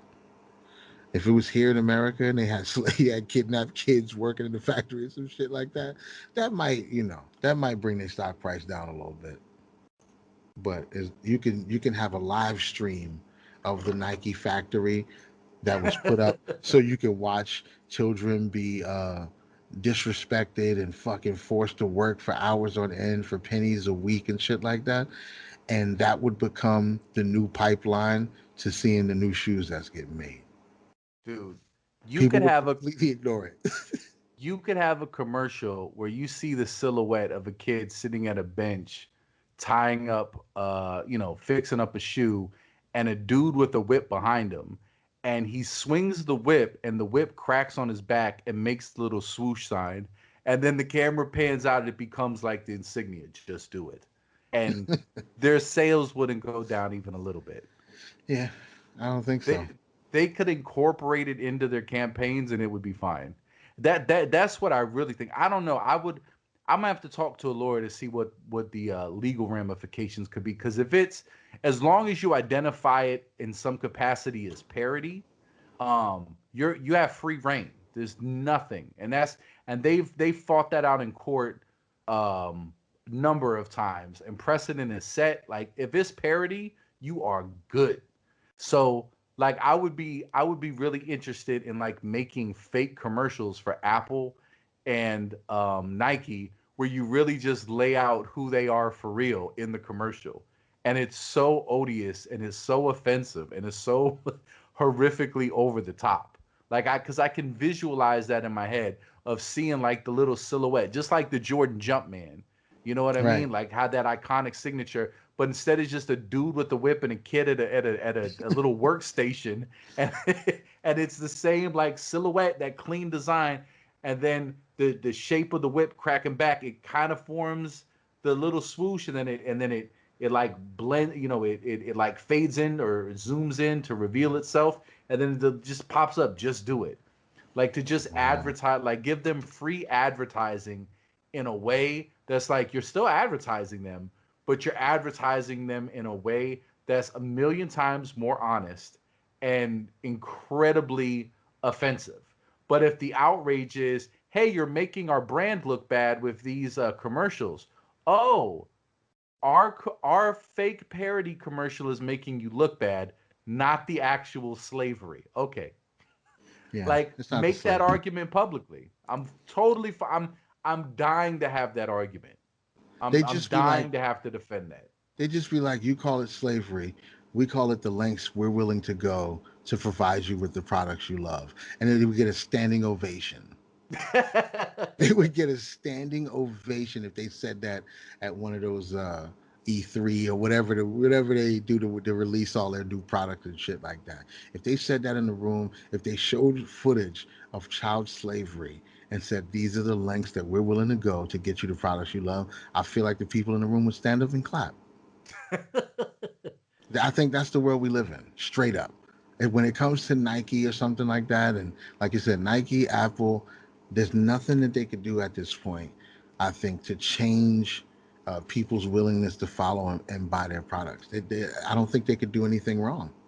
Ideally, it would be great if the world wanted to go into a direction where it wasn't willing to be that exploitive to bring its product to market.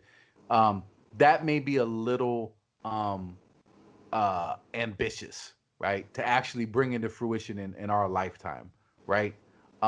But to at least fire some artistic shots across the bow to kind of move it there, I like that idea. And also, I like the idea of taking away, just completely evaporating their moral authority. Yeah. So the degree to which we can um shut some of these people the fuck up a little bit, I get giddy at that prospect. So just the idea that we can link these two beloved products to these horrific shit that a lot, it was like when I think there was some like internal memo, like Nixon was like, look, um we're gonna make weed illegal, not because we think it's dangerous, but a lot of these fucking war protesters, these goddamn hippies, they smoke weed. So we can't arrest them for protesting, but we can arrest them for weed. So let's just go ahead and officially codify it with the federal law and make weed illegal. So we have an excuse to arrest these people. Mm. That's what I feel like. All of these people that are going around and protesting, they're protesting hippies, and they're poisoning all humor. They're poisoning all conversation. They're poisoning all intelligent dialogue that's trying to take place to solve problems. And I want all of their moral authority to evaporate. So I can't silence you just because what you're saying is dumb and you shouldn't have as much influence over culture as you do. But I know that you smoke weed. You're addicted to luxurious, meaningless gadgets and stupid style icons. So since you love Nike and Apple, I feel like I can wipe out overnight 95% of woke moralizing if you can take away all their credibility by immediately pointing out their hypocrisy. If you're if you're talking to me on an iPhone, I don't have to hear anything you say. If you come up to me to evangelize me with this woke shit and you got a pair of Nikes on, I can immediately dismiss you. To put that out in the culture in a significant way, and to get some fuel behind it, to marginalize a lot of this ridiculous moralizing, I'll take that as the consolation prize for ending China's exploitation. That's the Yeah, good it's worth it. consolation prize. It's worth it. It's the obvious next one up in wokeness. You got to take it to the extreme. And this is not even technically an extreme. The only extreme is that you would hold people accountable for their actions. That's the only extreme in this because it's real. There's a real line between these companies and these practices, a real one. As most, I'm sure a lot of people at the surface, it sounds fun to be like, oh, corporation, oh, and they're doing bad stuff. But no, yeah, it's just the facts. It's just the facts. And when you're dealing with people who do that kind of shit, when it comes and not just, oh, we got to get it for cheap and sell it for a high price. It's deeper than that. The shit that's going on that's tying them to the things that they're doing, and it's accessible information. Anybody can go It's just stupid. Anybody can go look right at this shit and make a decision, but they won't. They would make a decision if it was a cake place who didn't want to make a cake for a gay couple. Then we can make a decision as a society. They're wrong. We're gonna have some type of junctions against them and close their shop, and let's make sure they never do business again. And yeah, that works. But actual big ass corporations making hundreds of billions and billions of dollars exploiting people on purpose, yeah, I don't know. Yeah, I that's don't the know. tribalistic impulse of satisfying the gods by throwing somebody in the volcano. Right, That's what that is. So right. we don't want to end all of this exploitive, corrupt shit as a civilization, No, but we're willing to ruin your business and your life so that the rest of us feel like we're moral people. So right. you're the bad guy. Your non-cake baking bakery shit is the height of evil, and therefore we can point and look at that and feel like we're good because we've eradicated you from society without ever addressing any of that shit that's profitable and horrifically more vile in its ability to create misery on the earth than your cake bigotry. Mm. It's an easy out. It's yeah, that makes perfect sense. That makes Now that perfect I'm thinking sense. about it, like even like when it was revealed how racist the ice cream song is, Right, like right. what if we would have had a T-shirt ready to go of like an ice cream truck with a watermelon on it? Like like it would immediately convey it. If you knew what we were talking about, you'd get it or you wouldn't get it, and both sides could potentially love it. I mean, I think you'd get way more people on the left liking the idea of like, yo, thanks for calling this racist shit out. That's what it really is. You're right. The good humor man's a fucking racist. But I gotta think there'd be a couple people on the right would be like, yeah, yeah, I love that shirt. I gotta get me a couple of Right. those. They wouldn't see it as calling it out, and Yeah, they that's a would see good it as space to like occupy. celebrating it. That's a Yeah, good space to occupy, that gray area where it can be interpreted differently. And like you said, you can make two different ads on for the Facebook, whatever. You same could shirt. for the same shirt and just do it a little, tweak them a little bit differently to different crowds. And you can, wow, that's some genius shit, bro. That's some genius shit. That's what the algorithm is for, to be exploited. If And you can then what a think of the great right thing themes. to be able to do at the end of it to say, okay, both of you motherfuckers, like we have the sales data. It was almost neck and neck for some of these products. You literally loved the same shit. Right, You right. both love 2 + 2 = Hitler. For different reasons, but you both Right. loved it. Substantively, you love the exact same shit. Are we really that different? Are we really Right. that different? So we actually saving the world by, Through by trolling t-shirts. with saving the world with trolling t-shirts. Who'd have thunk? That's beautiful. I'm on it. I'm on it. Yeah, 2 + 2 versus equals Hitler will be done tonight. I'm making that shit tonight. I love it. Yo, he did nothing wrong as genius. Yeah, this man did nothing wrong. This man did I like nothing that wrong. too. Yeah, I got a couple t-shirts to make, bro. And it's a certain, like, it's a culture to it. That's why it needs its own space. You know what I'm saying? Yeah, This is something that people know they can go to specifically. There's websites on the internet where if you say the name of them, people know what you went there for. It's right. not like some are like, oh yeah, what's that? They know if you go into certain, when you go into 4chan, you go in there to find some sicko shit. Some, you know what I'm saying? The terrible shit that you find easy on the internet is on 4chan. So they need to come to our website when they're pissed off at liberals or pissed off at conservatives, and you want to troll them. Come to this website and you find you a T-shirt that's gonna piss people off when you walk around in public.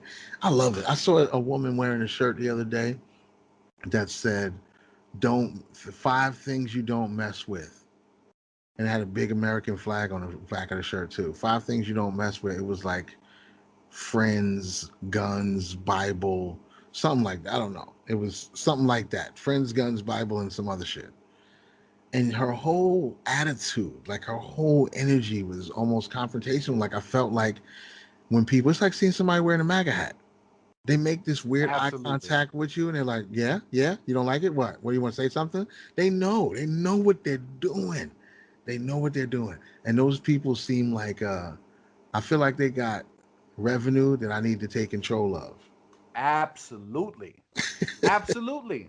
I And need to also get too transferred. because we're making little rage time bombs by Yep. silencing these people. They feel like they're they're they're just chomping at the bit. They got a hankering for any kind of self-expression that they can get. And so for that woman to feel like, like that was a lot of pent up expression for her to have that kind of attitude with a fucking shirt.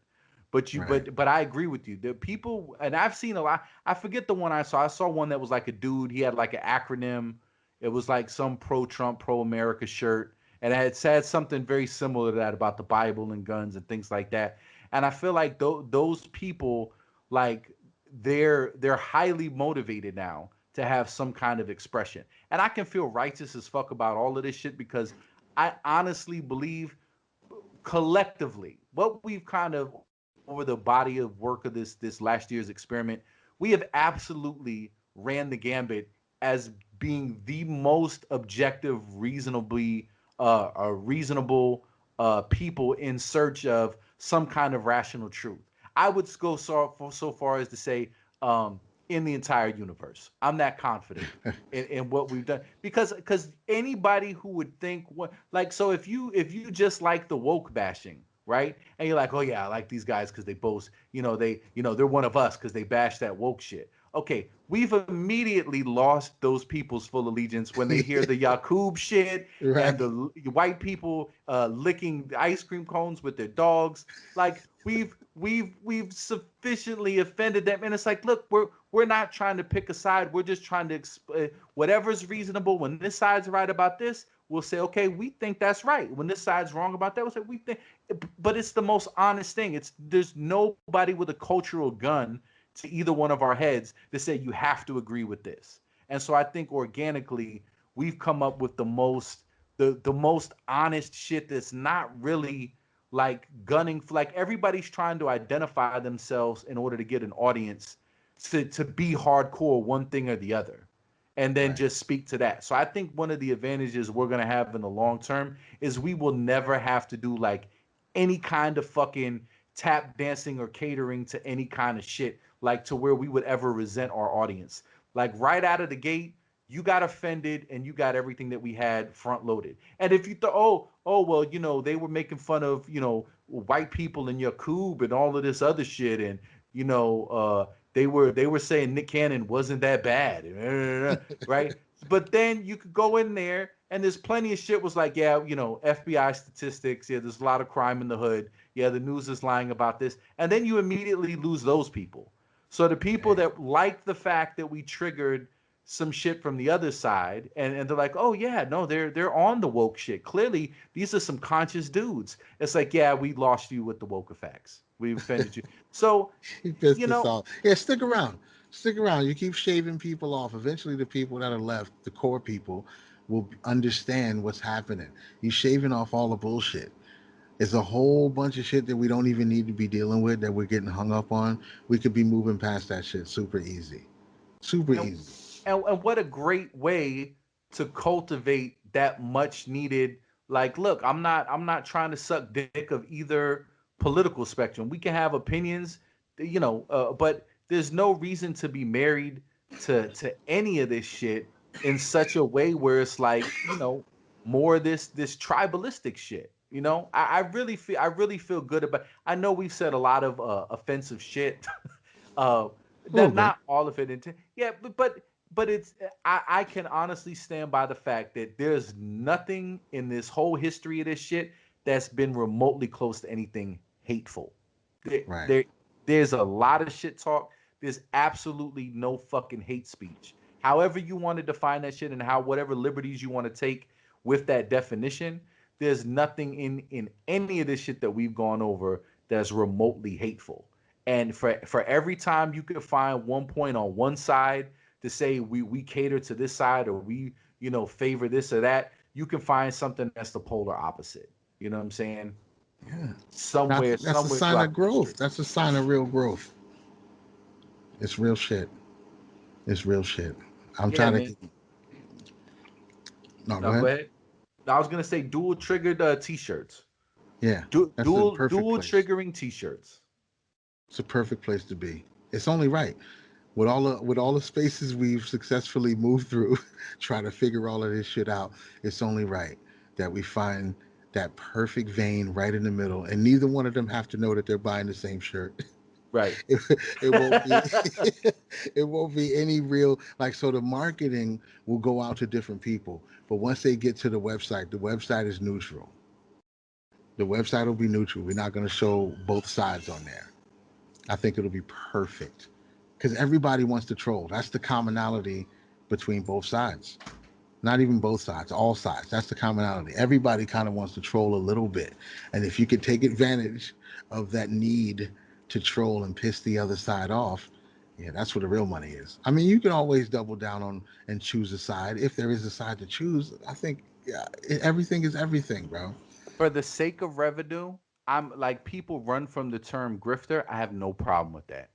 I have no problem with grifting.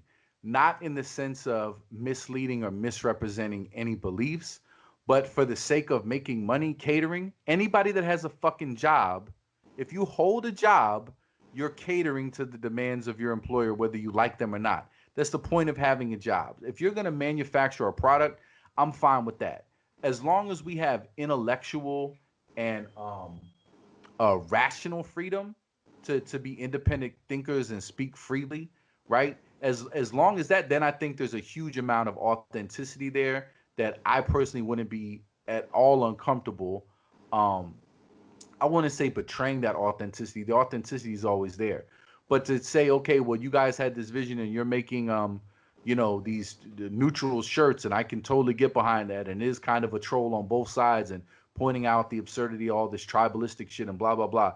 Yo, an election season comes along and people are out of their fucking minds. If you want a shirt about your candidate and you're gonna pay $35 for that shirt, I'm absolutely willing to sell you that shirt. I don't give a fuck. I'll give you whatever you want.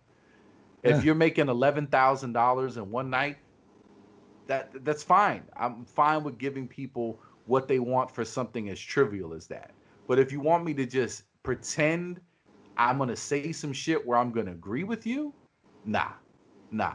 I would if I would have found a way to make $1 million off of selling Joe Biden T-shirts. I'm absolutely not happy with him as the president, but I would not give a fuck to sell T-shirts that promote him. I wouldn't feel Right. bad about it at all, and I don't think that makes me a piece of shit. Is that really being a grifter though? I feel like with a grifter, people don't get what they paid for. I think that's part of being a grifter is that they're not getting what they invested in, or I mean, to be a grifter, you got to sell them some fake stock or some shit like that. You know what Well, I'm saying? If you're selling them a maybe in the T-shirt and maybe an idea, if they see the idea in the words on the T-shirt and they understand it, I don't think you're right. grifting. You're giving them exactly what they asked for, and they're getting a real T-shirt. It's not like you played Well, them.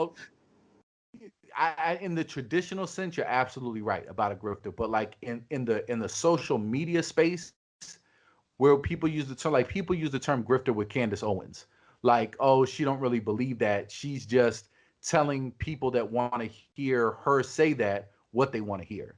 So she's a grifter. Right. Jordan Okay. Peterson has been accused of being a grifter. Tariq Nasheed, is Okay. accused of being a Well, grifter. they've You all know what I chosen mean? a side. They've also all chosen a side. So it's easy to say they're perpetuating a specific idea in Right. opposition to another idea. So they've chosen a side. So for But they're people, it's saying they're easy to saying say they that you don't don't really really believe believe. it though. Oh yeah, that's an easy conversation to say. Oh, you don't really believe. And if you choose a side, then that accusation would apply. But if you're Mm. right in the middle ground, right, to where both sides, you're not changing your message at all. The change is happening in how the person looking at it is interpreting it.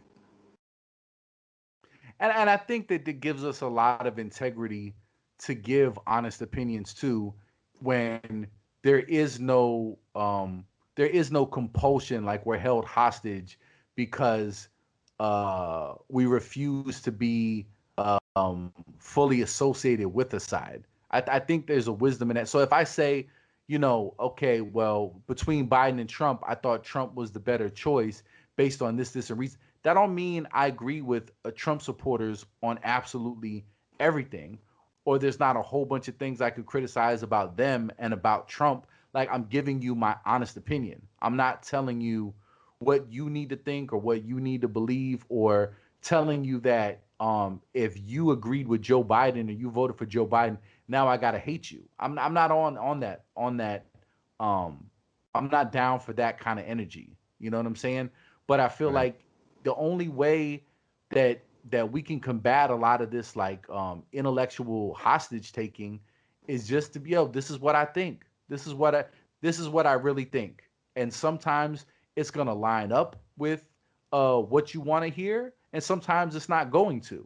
But the only Right. way that you're gonna know that I'm being authentic with you is if I tell you what I really think, even if it's gonna be offensive. And I think that's gonna be a big new currency moving forward, because I do think there's a lot of energy out there where there's people try to get rich in those echo chambers where they're just trying to tell people what they want to hear, and then they Right. kind of become hostage of their audience, and now they can't say anything that they really think, or their own audience is trying to cancel them. And I think a lot of people are feeling those effects, and it's a silly short-term game or short-term gain to get. Well, I got some money off this grift. It's like, yeah, but you can never be yourself or say what the fuck you really think ever again, because Yeah. you've already painted yourself into this corner. And I don't know, man.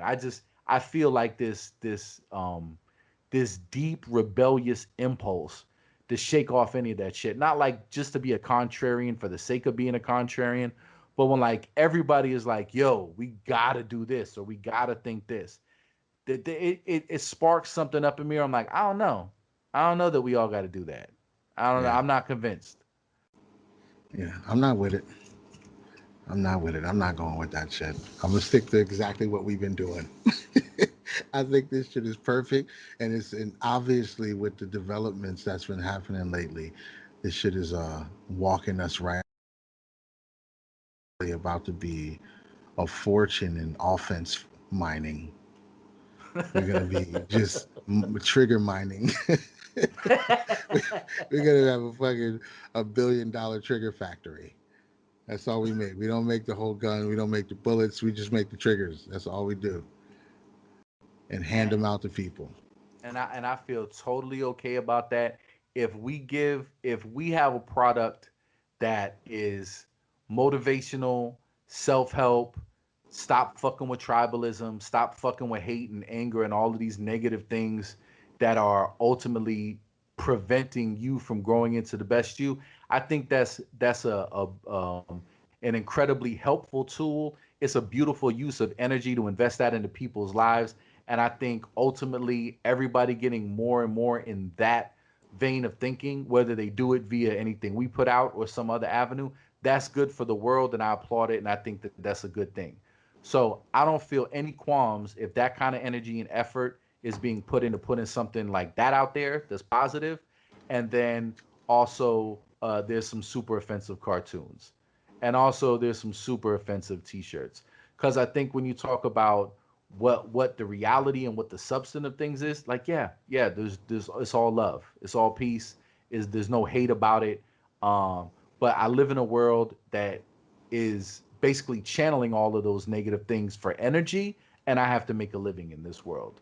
And if I can lampoon some of that absurdity and give you some offensive entertainment that's triggering to both sides, I think that that's a I don't think at all that that's a horrible thing. If anything, it has the potential to be cathartic. I think people can find some catharsis in the fallout from outrage mining. Yeah, absolutely. It's all it is opportunities for people to grow, because the only real true information they can find out at the end of anything that we have anything to do with that triggered them, all they're gonna find out at the end is none of the shit is, purposely hurtful. Mm. There's nothing in anywhere where we intend to be hateful or anything like that, and of course there's going to be conversations about how you can't really you don't know how people are going to take things, how they're going to receive it, which is true, but that's up to them to get whatever they get out of it. If they know the intent is not to be like, oh, we're going to destroy people's lives with these cartoons, I'm going to make sure you have a deep depression after you watch this because it's about you. that's not Right. that's not what's And happening. But by that same token too, because I never hear people flip it on its head any other way. It's like, well, you don't get to tell people how they feel about how they're interpreting your art or what you say. It's like, yeah, that's true, but you also don't get to tell the person that said it what they intended when they said it. Right. So if I tell you that I'm lampooning anti-Semitism with a character called the Juice, God's chosen beverage, and he does sneak into your house. He's a very subtle Kool-Aid man.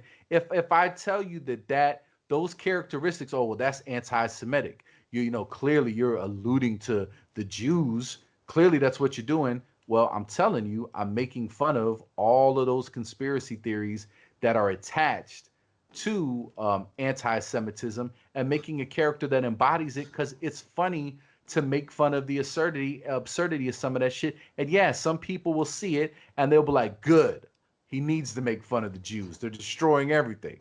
And some people will be like, "Okay, well, he's clearly making fun of anti-Semitism with this absurd exaggeration." And some people will be like, "This shit is just absurd and goofy, so it's funny."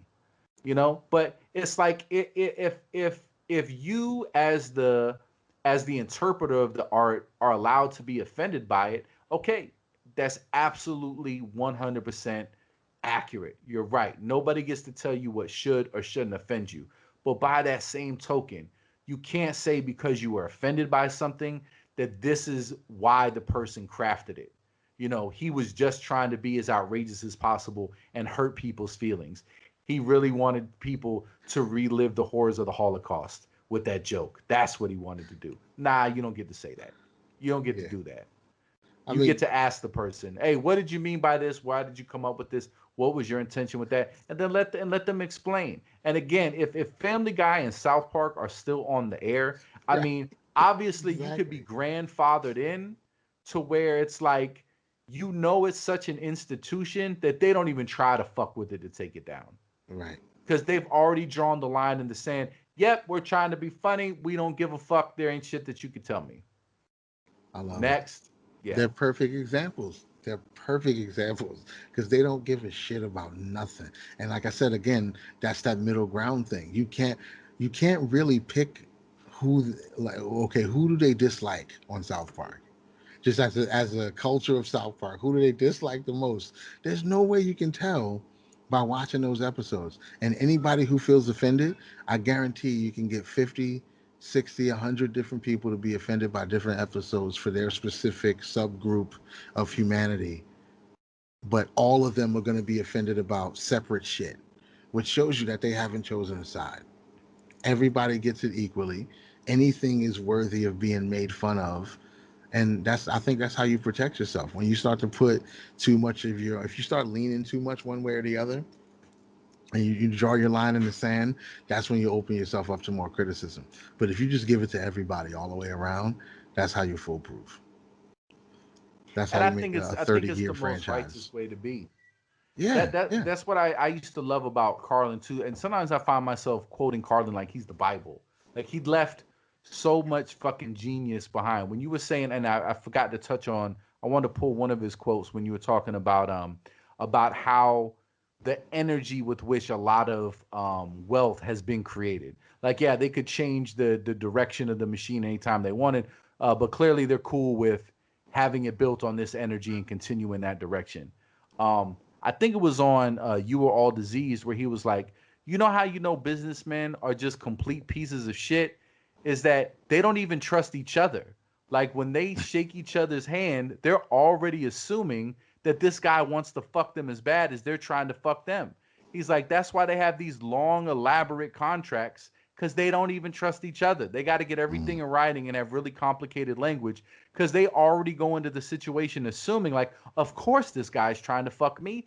I'm trying to fuck him. This is just the way that we interact. So it's yeah, the nature of business and that cutthroat shit, it is just kind of accepted that that's how you got to be. You got to be as shrewd and as reptilian brained as possible to be successful. And to a degree, it's kind of true, but it also has to do with culture. Culture is the barrier to prevent it from going in that direction. If you just leave it to computers and robots, they're always going to find the most efficient way, right? So if you get people thinking about their own self-interest in that same way and saying fuck all the consequences, I have to be as viciously concerned with myself as I'm assuming everybody else is going to get. That's how you get that kind of culture in business that we've cultivated, and that we just expect it to be that way. We expect it to be that way. But the only thing that would really stop that is all, we're not running on autopilot. We have the ability to man the wheel of how we're going to do that. And so if all those same people making those decisions ever stopped and considered like, I'm going to factor this into the equation when I'm making these decisions. I'm going to think about the other person and really what's fair and reasonable. I'm not going to try to fuck everybody. Right now, in the world that we live in, that person would be devoured, right? Right. They would not be sustained. But ideally, eventually, we would want to get to a world where the culture is changed to such a degree that that dude becomes a pariah. That dude isn't able to do business with us. The guy that would take advantage to that degree, that wouldn't let some sort of underlying culture be like his, bottleneck his choices to where he's not going to be totally motivated by self-interest. That only can take place is if you have a culture of people that aren't going to let businesses just be amoral to be profitable. That only comes from culture. And again, it's an indictment against everybody. It's not Yeah. just, yo, let's blame the rich. The rich, they're the pieces of shit. They're the ones that did this. The rich could not get rich if there wasn't people propping them up. It's not like they got rich in a vacuum. They got rich selling you shit that you want. What a fucking beautifully brilliant way to articulate that shit. Yeah, yes, we have slaves, but that's how committed we are to make sure you get the products that you love. You know what it takes to get you guys these phones at this price? You want to Child spend six slavery. thousand dollars for an iPhone? Right. Because that's what it's going to be. If we have to have free Americans making these products, oh my God, they're already getting you for $1,000 now. So just imagine, yeah, 6, 7 grand. It'll be 10 grand for an iPhone, and then it'll be real prestigious. Would it be more prestigious if it's made by free people, or it was part of the mystique, the fact that it's made by unwilling slaves? Mm, mm.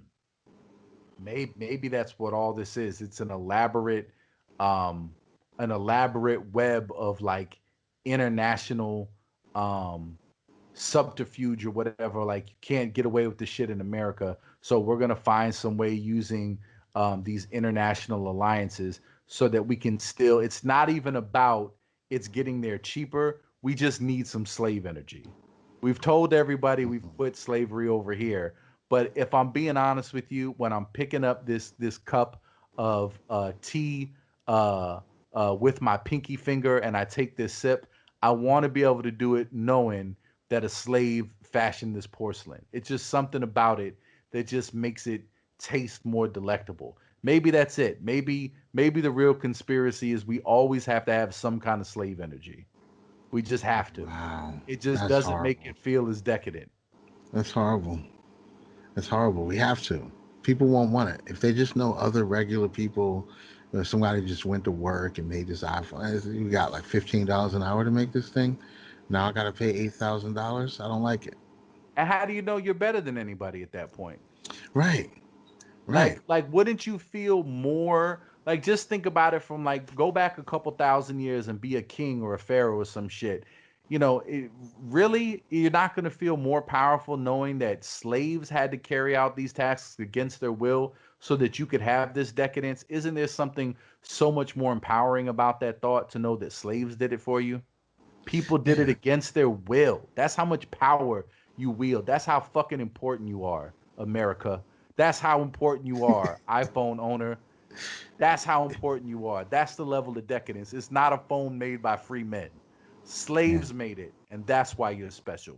That's why you like it so much. I think so. The consciousness is if the person who made this, the person who made this had to work at least a week to be able to afford it, well, I don't want it.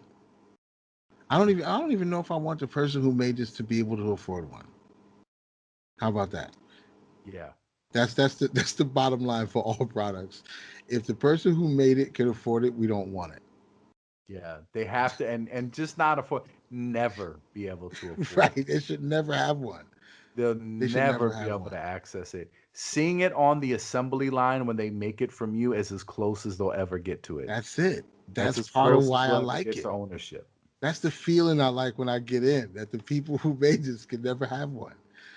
That made me Maybe euphoric when I got into the car to know that none of those men at that factory can ever have one. see If the what these person, musings do. See, we haphazardly stumbled upon the senator eating the baby conspiracy. That's the real energy. right, Is maybe that's really what it is. It's like, yeah, we could change it and not have slavery. We really could. We really could negotiate it somewhere else.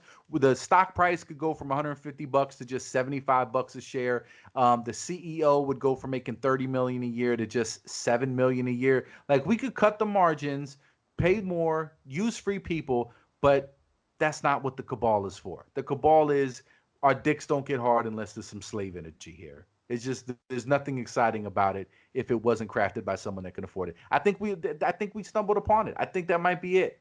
yeah, it's the vampires. Absolutely. They're vampires. They need it. They absolutely need it. And I can see it being at so many levels too, because every level of commerce and exchange, you find people who think they're better than the people who are serving them. Yeah. Everywhere, from Uber every level. drivers. Right. So you have, not only do you have somebody sitting at a restaurant that's going to cost them $700-800 for the night, and they got a snooty attitude, and they want you to make a mistake so they can call you out and shit, and they think you're garbage.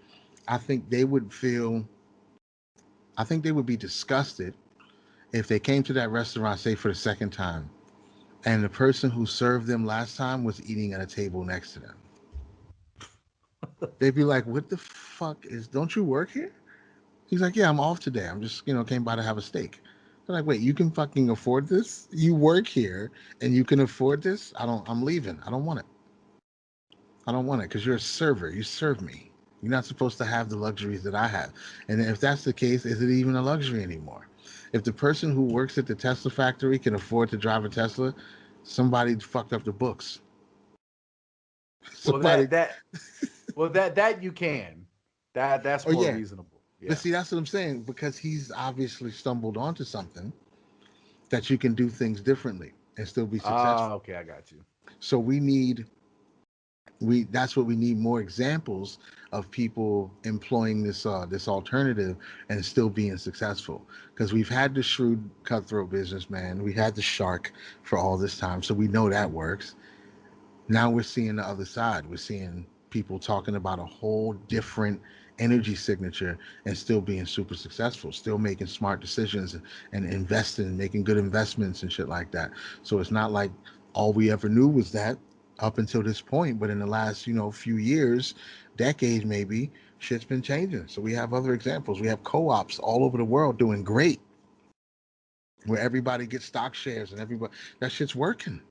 It don't have to be exploitative all the time. You know what I mean? I think it's some kind of, I forget the name of the company. It's a yogurt company that did it. And everybody's like got equal say in where the company goes. And I mean, I'm sure you can't just do that with everybody. There's some lazy, goofy motherfuckers you're gonna have to fire that just not supposed to be involved with that kind of shit. But for the most part, I think that shit empowers people. And I think they'll appreciate it. And you'll automatically, the culture of your workplace will be different. If you got real stake, this shit is really taking care of you and changing your life, and you have a real stake in the future of this company doing well. I feel like that's the person that, picks up garbage off the floor after they checked out, after they clocked out. They see some little, balled up piece of paper on the floor. They're like, let me just take care of that real quick. I fucking like this place. And they It's don't come different. back and shoot the place up either. Right. Yeah. There's a lot less likely. But yeah, it's crazy, man. People just don't understand. Well, they're starting to. I think we're seeing. That's why we're seeing the examples that we're seeing right now. Is because people's consciousness is changing, and that's kind of what they want to see. That's what they've been wanting to see for a long time. But you just got to do that shit. You got to do that shit. Leading by example is the only way. I was Yep. talking about this the other day. You have to be the person in the chair that makes that decision. When they come to you with those two pieces of paper and you got a company, you created a product, you're doing well, your life has changed, you're like, yeah, this is my shot, this could really get big and do something for me, this could be generational wealth, all of those ideas. And you're sitting at the table and they come to you with those two sheets of paper. They say, look, man, I mean, we can get the product, but we either going to get it over here from these people for 13 cents or we going to do this over here for $4. It's totally up to you. And you know what's on the other side of that 13 cents. You know, it's not we know what the deal is. And you could apply that to anything. If somebody tell you you want to buy a car, somebody say I got one for $5,000 and one for $47, you're gonna be like, wait a minute, Right. something ain't right with that cheap one. So it's the same thing here. You know what the deal is. So you have to make that decision instead of standing on the street level pointing the finger at people. And it's not like you got to create a $1 billion corporation to do it. All you got to do is get a Shopify account and decide, try to start a little drop shipping business. What you want to sell? You want to sell some soap? All right, they got a bar of soap that you can sell. This would cost 4 cents and it's shipped from China. This one costs a little bit more because somebody handmade it here. Like, you'll see it right from the beginning level. You'll have decisions to make. If you want to sell T-shirts, you have decisions to make. And if you can't make those decisions at the lower level, you can't expect yourself to make them at the higher level. So you got to hold yourself accountable and stop complaining about what other people are doing if you're not willing to be the alternative yourself. If you say managers shouldn't treat their employees like that, start a business, get some employees, and treat them the way you think they should be treated. See how it works out for you. Maybe they know something we don't know. Like you said, maybe it don't work if it's not slave energy attached to it. Maybe that's what they find out when you make $100 million and shit, and you're like, "Yeah, I'm gonna save the world," and they just bring you into that meeting and shit. Like, yeah, we all thought the same thing, buddy. But if you try to switch it up, you're gonna go broke. Your stock's gonna go through the floor. That's just the way it is. It has to have exploitation attached to it, or people are not gonna buy it. Maybe And who knows? But I have to find out for myself.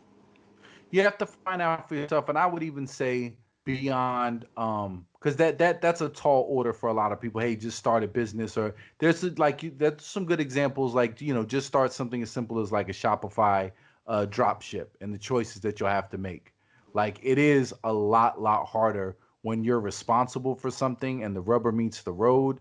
Your idealism goes out the window, and you'll see a lot of the people that wield that idealism, which is very noble, and I understand the impulse, and I do think for a lot of people it comes from a good and sincere place.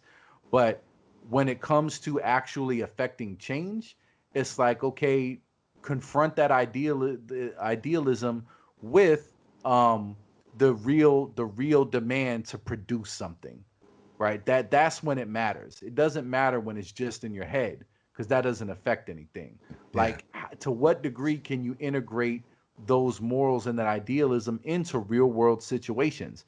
And I think a lot of people would rightfully argue, well, it's because it's the whole system's fucked up. So there's nothing I can do since the whole system's fucked up. You got to change the system before we can engage it in a way that's not fucked up. And if it wasn't fucked up right out of the gate, we would be able to make those decisions and things would be profitable. But because everybody's already opened up this Pandora's box of fuckery and exploitation, you're forcing me to have no other option if I want to compete. So I would say I'm not even going to compete because I know it's all fucked up already. And that's a valid Right. argument. Yeah. So I would say too that what really changes then is we're all responsible for the morality of our culture.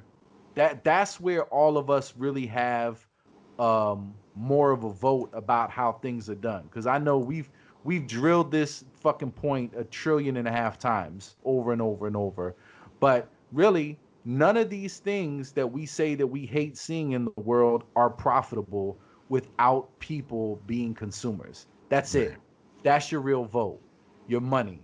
Fucking having an opinion on Facebook, having an opinion on Twitter, moralizing and getting people fired because you're standing up for the woke righteousness, or whatever you think that you're doing, that you think is, hey, this is the work, this is the Lord's work, this is what's moving us to a better tomorrow, I'm doing it, right? None of that shit fucking matters. None of that shit matters. At the end of the day, if you enter and engage with the world and you create some wealth for yourself and then you hand that wealth over to the evil people and that makes them wealthy, you already fucked up. It doesn't matter who you moralize at that point. It doesn't matter any grandstanding that you do or speeches that you give or who you're aligned with politically and who you vote for. None of that shit matters. If you hand your money over to evil people to buy shit that you know is produced in a fucked up way, you're making it profitable for them. So I would say if you don't want to start a fucking business and to take on that kind of responsibility and that headache to try to prove that it can be done, you know, you're not going to change all of the gears of the machine. But if you take away that appetite because people decide collectively, yo, we're all going to, yo, 30 million of us are going to bind together and we may not agree on everything, but we're morally bound or we have common ground on this moral issue. So we are not at all in any way going to hand money over to XYZ companies till they change it. And you make it to where it's not profitable for them to do business that way. That's the only way you change it. That's the only way. And that's something that 100% comes from culture and appetites. And that we as human beings, we have full autonomy over. You don't have control over what the next person does, but you absolutely have control over what you do. But the justification always is, well, shit, if you're gonna live in a house and have running water, I ain't gonna live in a house and not have running water because it's not enough. So it wouldn't change anything. So why am I gonna sacrifice and live in this misery to make a point that's not effectual? Well, maybe don't go so extreme as I'm fuck running water and fuck houses. Maybe that's a little too extreme to go without. But going without iPhones? For real? Right. For real? Sneakers. Life isn't worth living? Sneakers. One particular brand of sneakers. And not saying you never own them again. Just saying, hey, just like women sometimes will say, listen, I can't get you to behave right, so no pussy for you. No pussy for you. I can't beat you up and force you to do what the fuck I say, but I know you like pussy. So therefore, I'm going to withhold the pussy to change the behavior. Right? And Yeah. that's not saying I never want to get your dick again. It's saying, no, I'm going to do without dick and I'm going to withhold the pussy because you need to behave.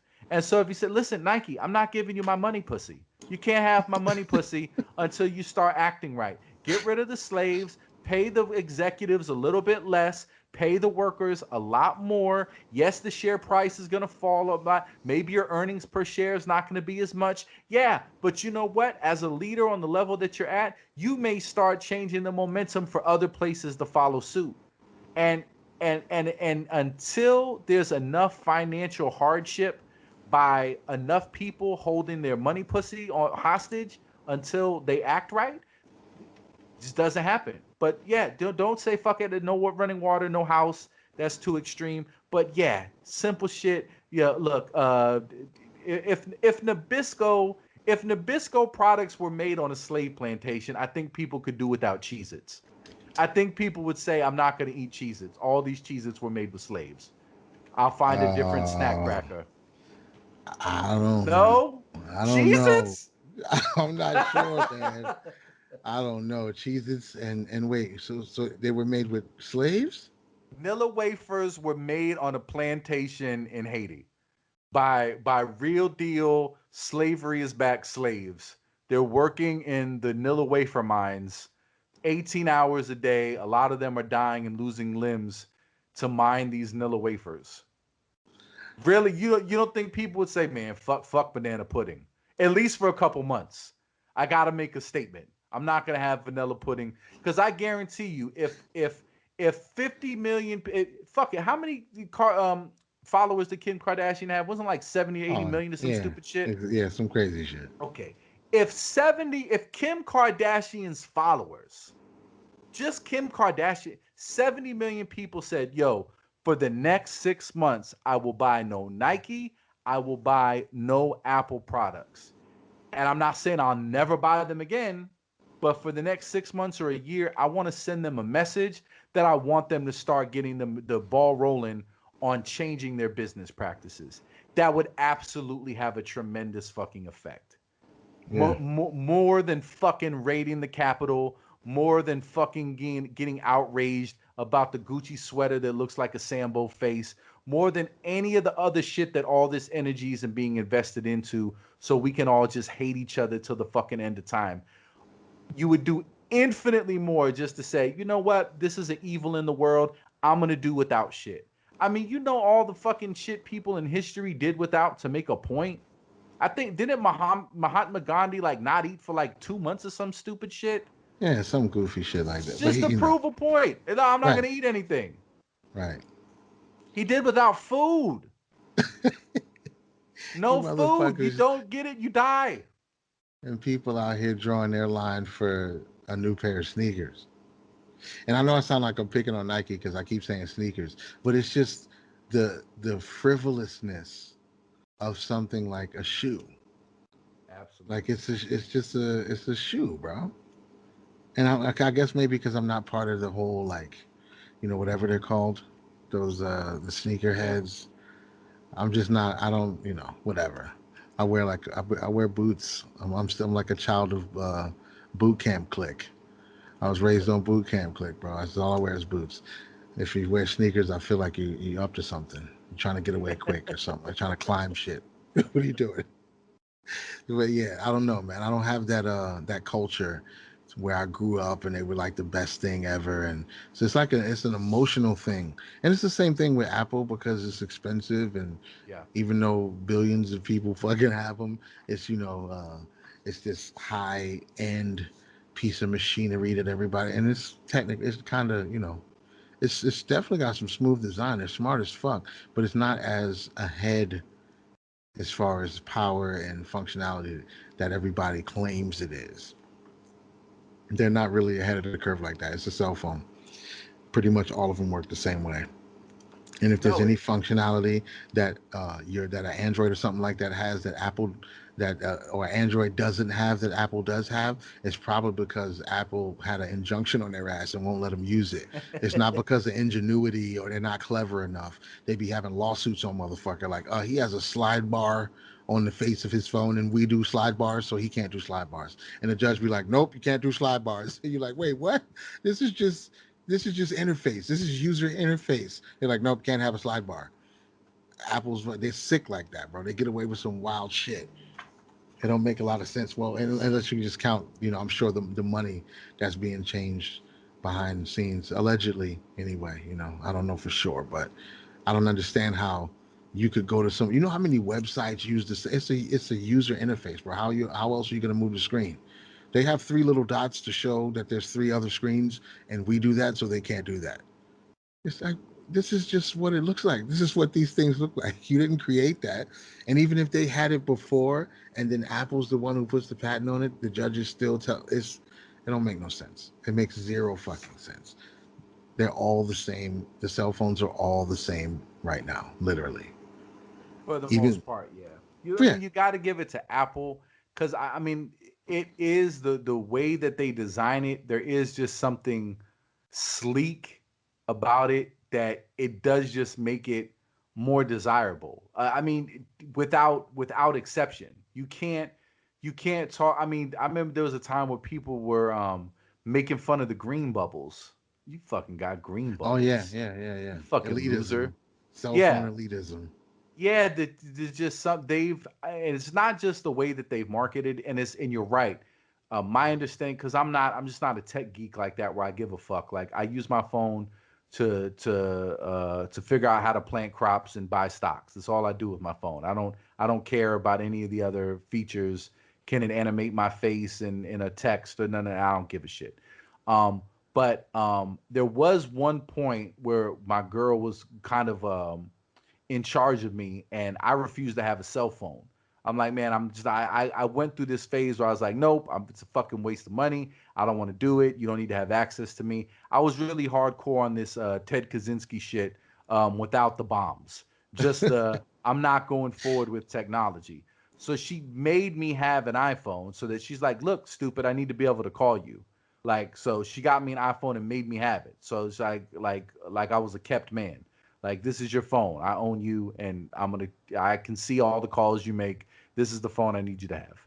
And I can't lie. For the couple of months that I had the iPhone, it is a really fucking likable thing. It is. I would never spend $1,200 myself to get one, but having it, like, I truly see what the appeal of it is.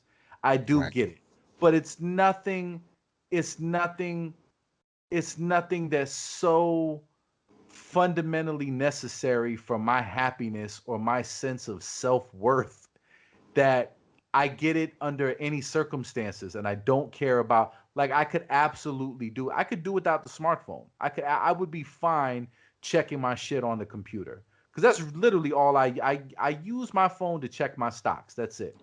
That's it. I shoot some text messages here and there, but if I had to just, shoot emails or check shit on the, I would be fine with that. I barely talk on the fucking phone. I barely talk on the phone. I don't need it. Yeah. I I don't don't need it. blame you. I don't blame you. I do like having it for business, how the access you can For have sure. to business shit through the phone, and so it's definitely a plus. I mean, you can't really function in the world without this shit at this point, unless you just live in a cabin and you unplug from the whole thing. Like if you made the full withdrawal from society, then yeah, you probably don't need a smartphone. But anybody else who I can't even imagine what a person would do if you have all of the shit that you're tied to throughout the course Right. of a day, to have to leave your house and be gone for 8-10 hours or something like that, and not have that connection anymore, even though that's where we came from. You had to use a Right. payphone. So we were Right. obviously moving through the world doing pretty good, but now, just the way, like I said, everything is so tied together, and most of it's not important. Most of it is shit that you can get to later, technically. But as Absolutely. fast as shit goes, yeah, you need it. You need that access right away. So they've Maybe it's capitalized on that. They've capitalized on the smoothness, on, Yep. like I said, the user interface is really, but it's nothing world-shakingly different from what's going on all the other devices. Not No, really. not at all. And maybe that is, and this is why we're the last generation that'll have any kind of energy to resist this kind of shit, because people that were born into shit where cell phones are just an integral part of the human experience, you will never get those people to just throw it down. Yeah. Like, I think our generation could be like, okay, to make a point, no cell phones for a year. It's possible. I'm not gonna buy any devices. I think that's possible. To the generation after us and then the generation after them, absolutely not. There's no way. But yeah, we made it through the world. Um, if you sold drugs, you might have had a pager, but nobody had a cell phone. You know, um, if you people were able to get in touch with you and paid you, yeah, you had to go find a payphone. And I remember the outrage when it went to 50 cents. Oh yeah. 50 fucking cents. Yeah, yeah, that's etched. That's This etched is in my memory. robbery. Yeah, Yeah, that pissed me right off. this is 'Cause- two phone calls. yeah, dude, I remember, honestly. I remember before, when you could just put 15 cents in that motherfucker and get away. Like, it wasn't always you had to put in a certain amount. You could get away with a lot of shit when we were younger. But yeah, 50 cents was that was out fucking outrageous for for a street side phone call. I'm not even safe, and you're charging me 50 cents. Fuck that. Man. Could you imagine? There's no equivalent. There's no problem that needs to be solved. There's not enough people in the world who need access to a free phone call for that to but but even be a thing anymore. but doesn't that kind of demonstrate, like, maybe the problem as a society, that the marketplace has that much of a demand over us that we can't do without it. Like, because you made a lot of good points. Like, yeah, if you don't have it at this point, you're immediately at a huge disadvantage to an economic competitor that Yeah. does have one. So the level of connectivity to buy and sell, like, just keep this beast shit going on indefinitely. Like, it's something that, it's like, we could still, there was still advertising, there was still buying and selling, there was still an economy, right? People saw ads on television, and the world worked. You know what I'm saying? There was a stock market, everyone had running water, right? Like, like life was able to exist. You were still able to meet up with your friends and coordinate and talk to people. Like literally everything about life that we have now, in a less integrated way, it worked. But once we crossed that Rubicon of, yo, we can make it extra convenient. And while we're making it extra convenient, we know where you are at all times and we know how to advertise to you because we're watching and listening to you at all times. So you are now in the marketplace in such a way that it's not you just walking down the street and you see a billboard, or you're watching TV and you see an ad. You are 100% of the time being advertised to or being watched, so they know how to advertise to you better. Like the market has absolutely full control. Like what a level of a commitment that you have now to participate in the civilization. Like the price of entry is, I get to know everything about you all the time because I need to sell you shit. Selling you shit is that, but what you do want to be connected, right? You don't want to be able to miss an important business phone call, right? You don't want to be able to. You're going to sell the stock after it's already plummeted. You need to be able to connect to this shit and interact with it, in a nanosecond. You have to be able to. So, we need to go ahead and make this exchange. And you get access to all these conveniences. You can order it, dial it up, they'll deliver it to you, it'll be waiting for you. All these extra conveniences that you get. But the trade-off is we can make the shit more convenient for you, but we're going to be selling to you all the time. And we need your attention all the time. And you'll never be able to cheat on your girlfriend like you used to. There will be a record. We need you all the time. We need everything documented. We need everything. We need it all. You cannot have a moment to yourself. We And need it's easy for them to do it because you don't have to give them anything. You don't have to answer any questions. you have to It's like, pay them $1,200 to get it. bro, it would be like somebody following you, like, you walking in the snow and somebody's behind you collecting your fucking footprints. You can't even really say nothing about that. Like, what could you say? Yo, don't take my footprints. Like, do they even belong to you though? Really? Do they really belong to you? And that's what they're capturing. It's just everything you're already doing. And you're like, I don't want you looking at me doing stuff. They're like, well, you're doing stuff. So, I mean, what do you expect? Somebody's going to see it. So I'm just going to collect it all. And you're going to be happy because I'm not going to waste your time with ads that you don't even need to see or that are not relevant. I'm going to sell you shit that you've been thinking and talking about buying. That streamlines your life. I'm trying to help you. And to a degree, it's true because people love the products that they get. They love the shit that they own. They love their things and their access to things. So it's perfect. That's why the shit doesn't fall apart. That's why you can make a joke about how Apple wants, they say they want your DNA and your firstborn and that user agreement that you click and shit. And people laugh about it. And then when they download some shit, they just click it without reading it again.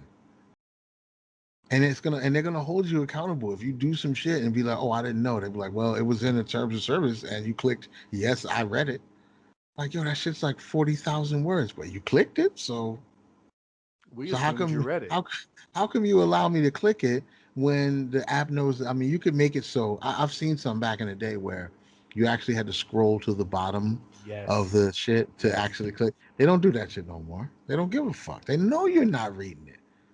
I bet you people would complain that scrolling to the bottom of it is actually bad design.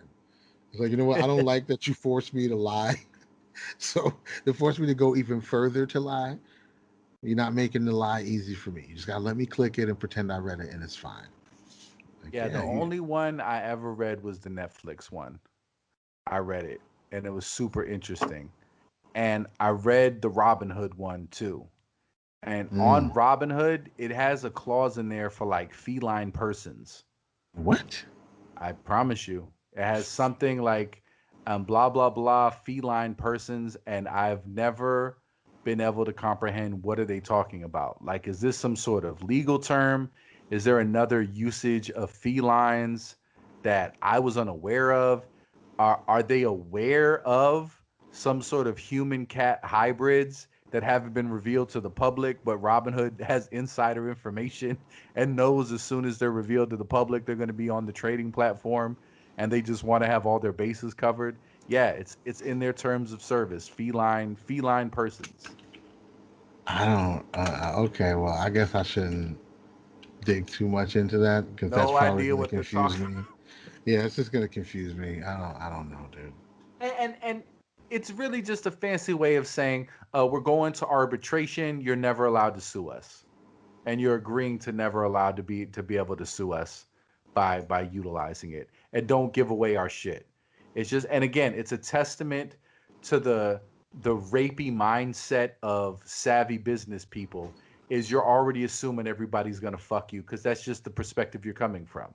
So in your terms of service, you've already played that game of chess and you've thought 37,000 moves ahead of how you can possibly get fucked, and you are not having it. You're not going to get fucked by people, not feline persons. Nobody is fucking you. You're going to win. That's the only way to move, right? That's what we've been shown. But like you said, shit is changing, shit is switching up more and more every day. And I mean, we're sitting on the precipice of a couple 100 million right now, so we'll have some decisions to make. Yeah. Clearly, We'll we'll do have it some better. decisions to make. Oh yeah, yeah, no question. Because I know what's at stake here. We got to be the example. We can't fold. As soon as the opportunity comes, it's like, well, yeah, I know all that shit we were saying before, but that was before they showed us some money in the bag. Now it's different. Nah, fuck all that, bro. I'm doubling down. I'm doubling down on trolling t-shirts. that's that's my next Yes. high priority move is to find middle ground, nebulous gray area t-shirt phrases that I can sell to multiple demographics without tipping them off that the people that they disagree with also love this design. Yeah. And That's what to I'm be a hacking. and yeah, and it can be offensive going either way. And in a situation, if you're savvy enough, you could either stand on your principles and declare what you think the shirt is for and get beat the fuck up, or you can know how to cater that shirt to the audience of the people that are offended and want to beat you the fuck up. Right. Right. Because you can use that to your advantage either way. So you can either force them to whoop your ass and then you have them being animals and fucking initiating violence over a shirt, or you can feign your alignment and laugh with them, and then when they walk away, you can laugh about how dumb they are because they didn't figure it out. So Ah, yeah, we're yeah, either way you adorable. win.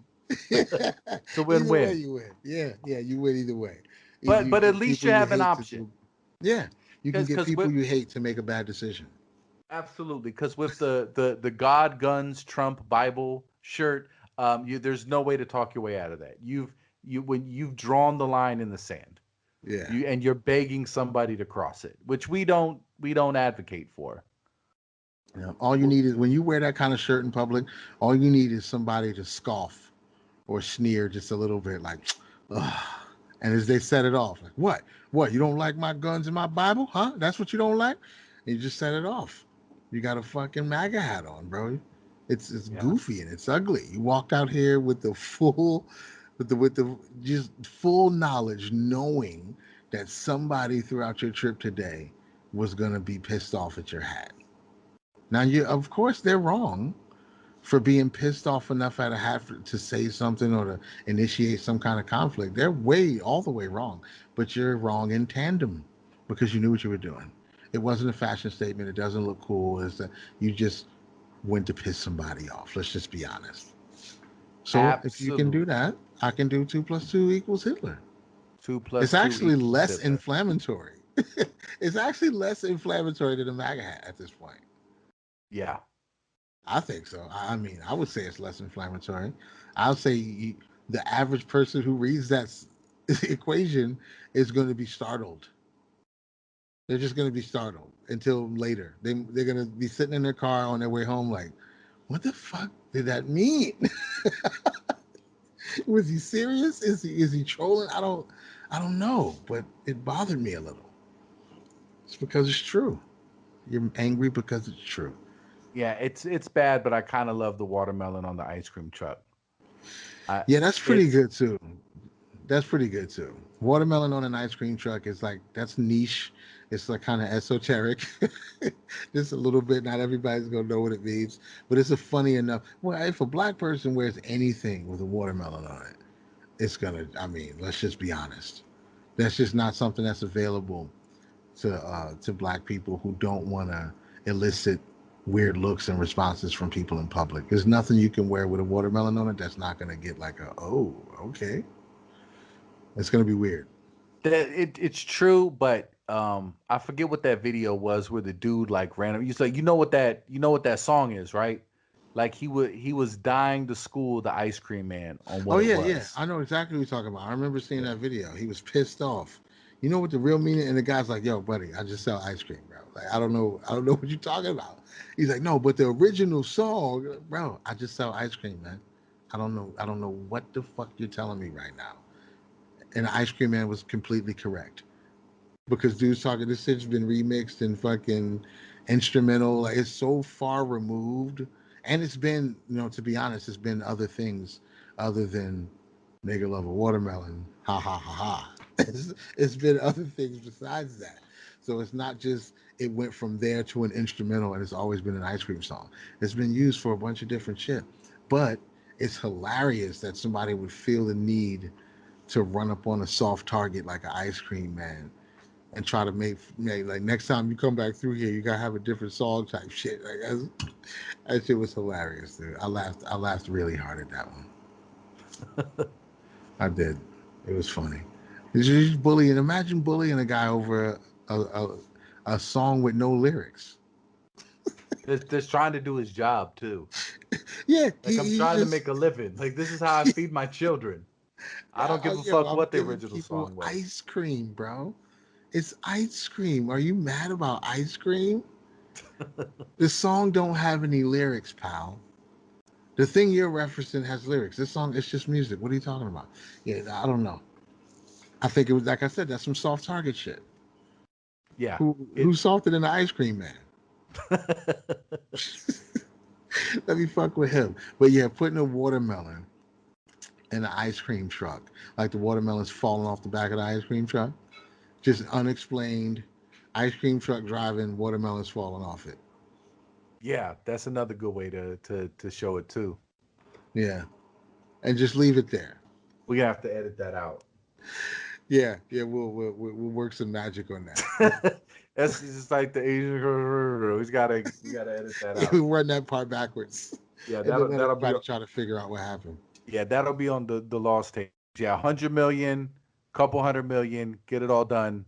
Stay on the righteous path. I'm with it. Right, But and yeah, yeah, I'm in trouble. again, again. Word, yeah, man. We'll wrap it up. Enjoy the rest of your night, brother. Always, man. Always a pleasure, dude. I'll talk to you soon. All right, bless. Peace, bro.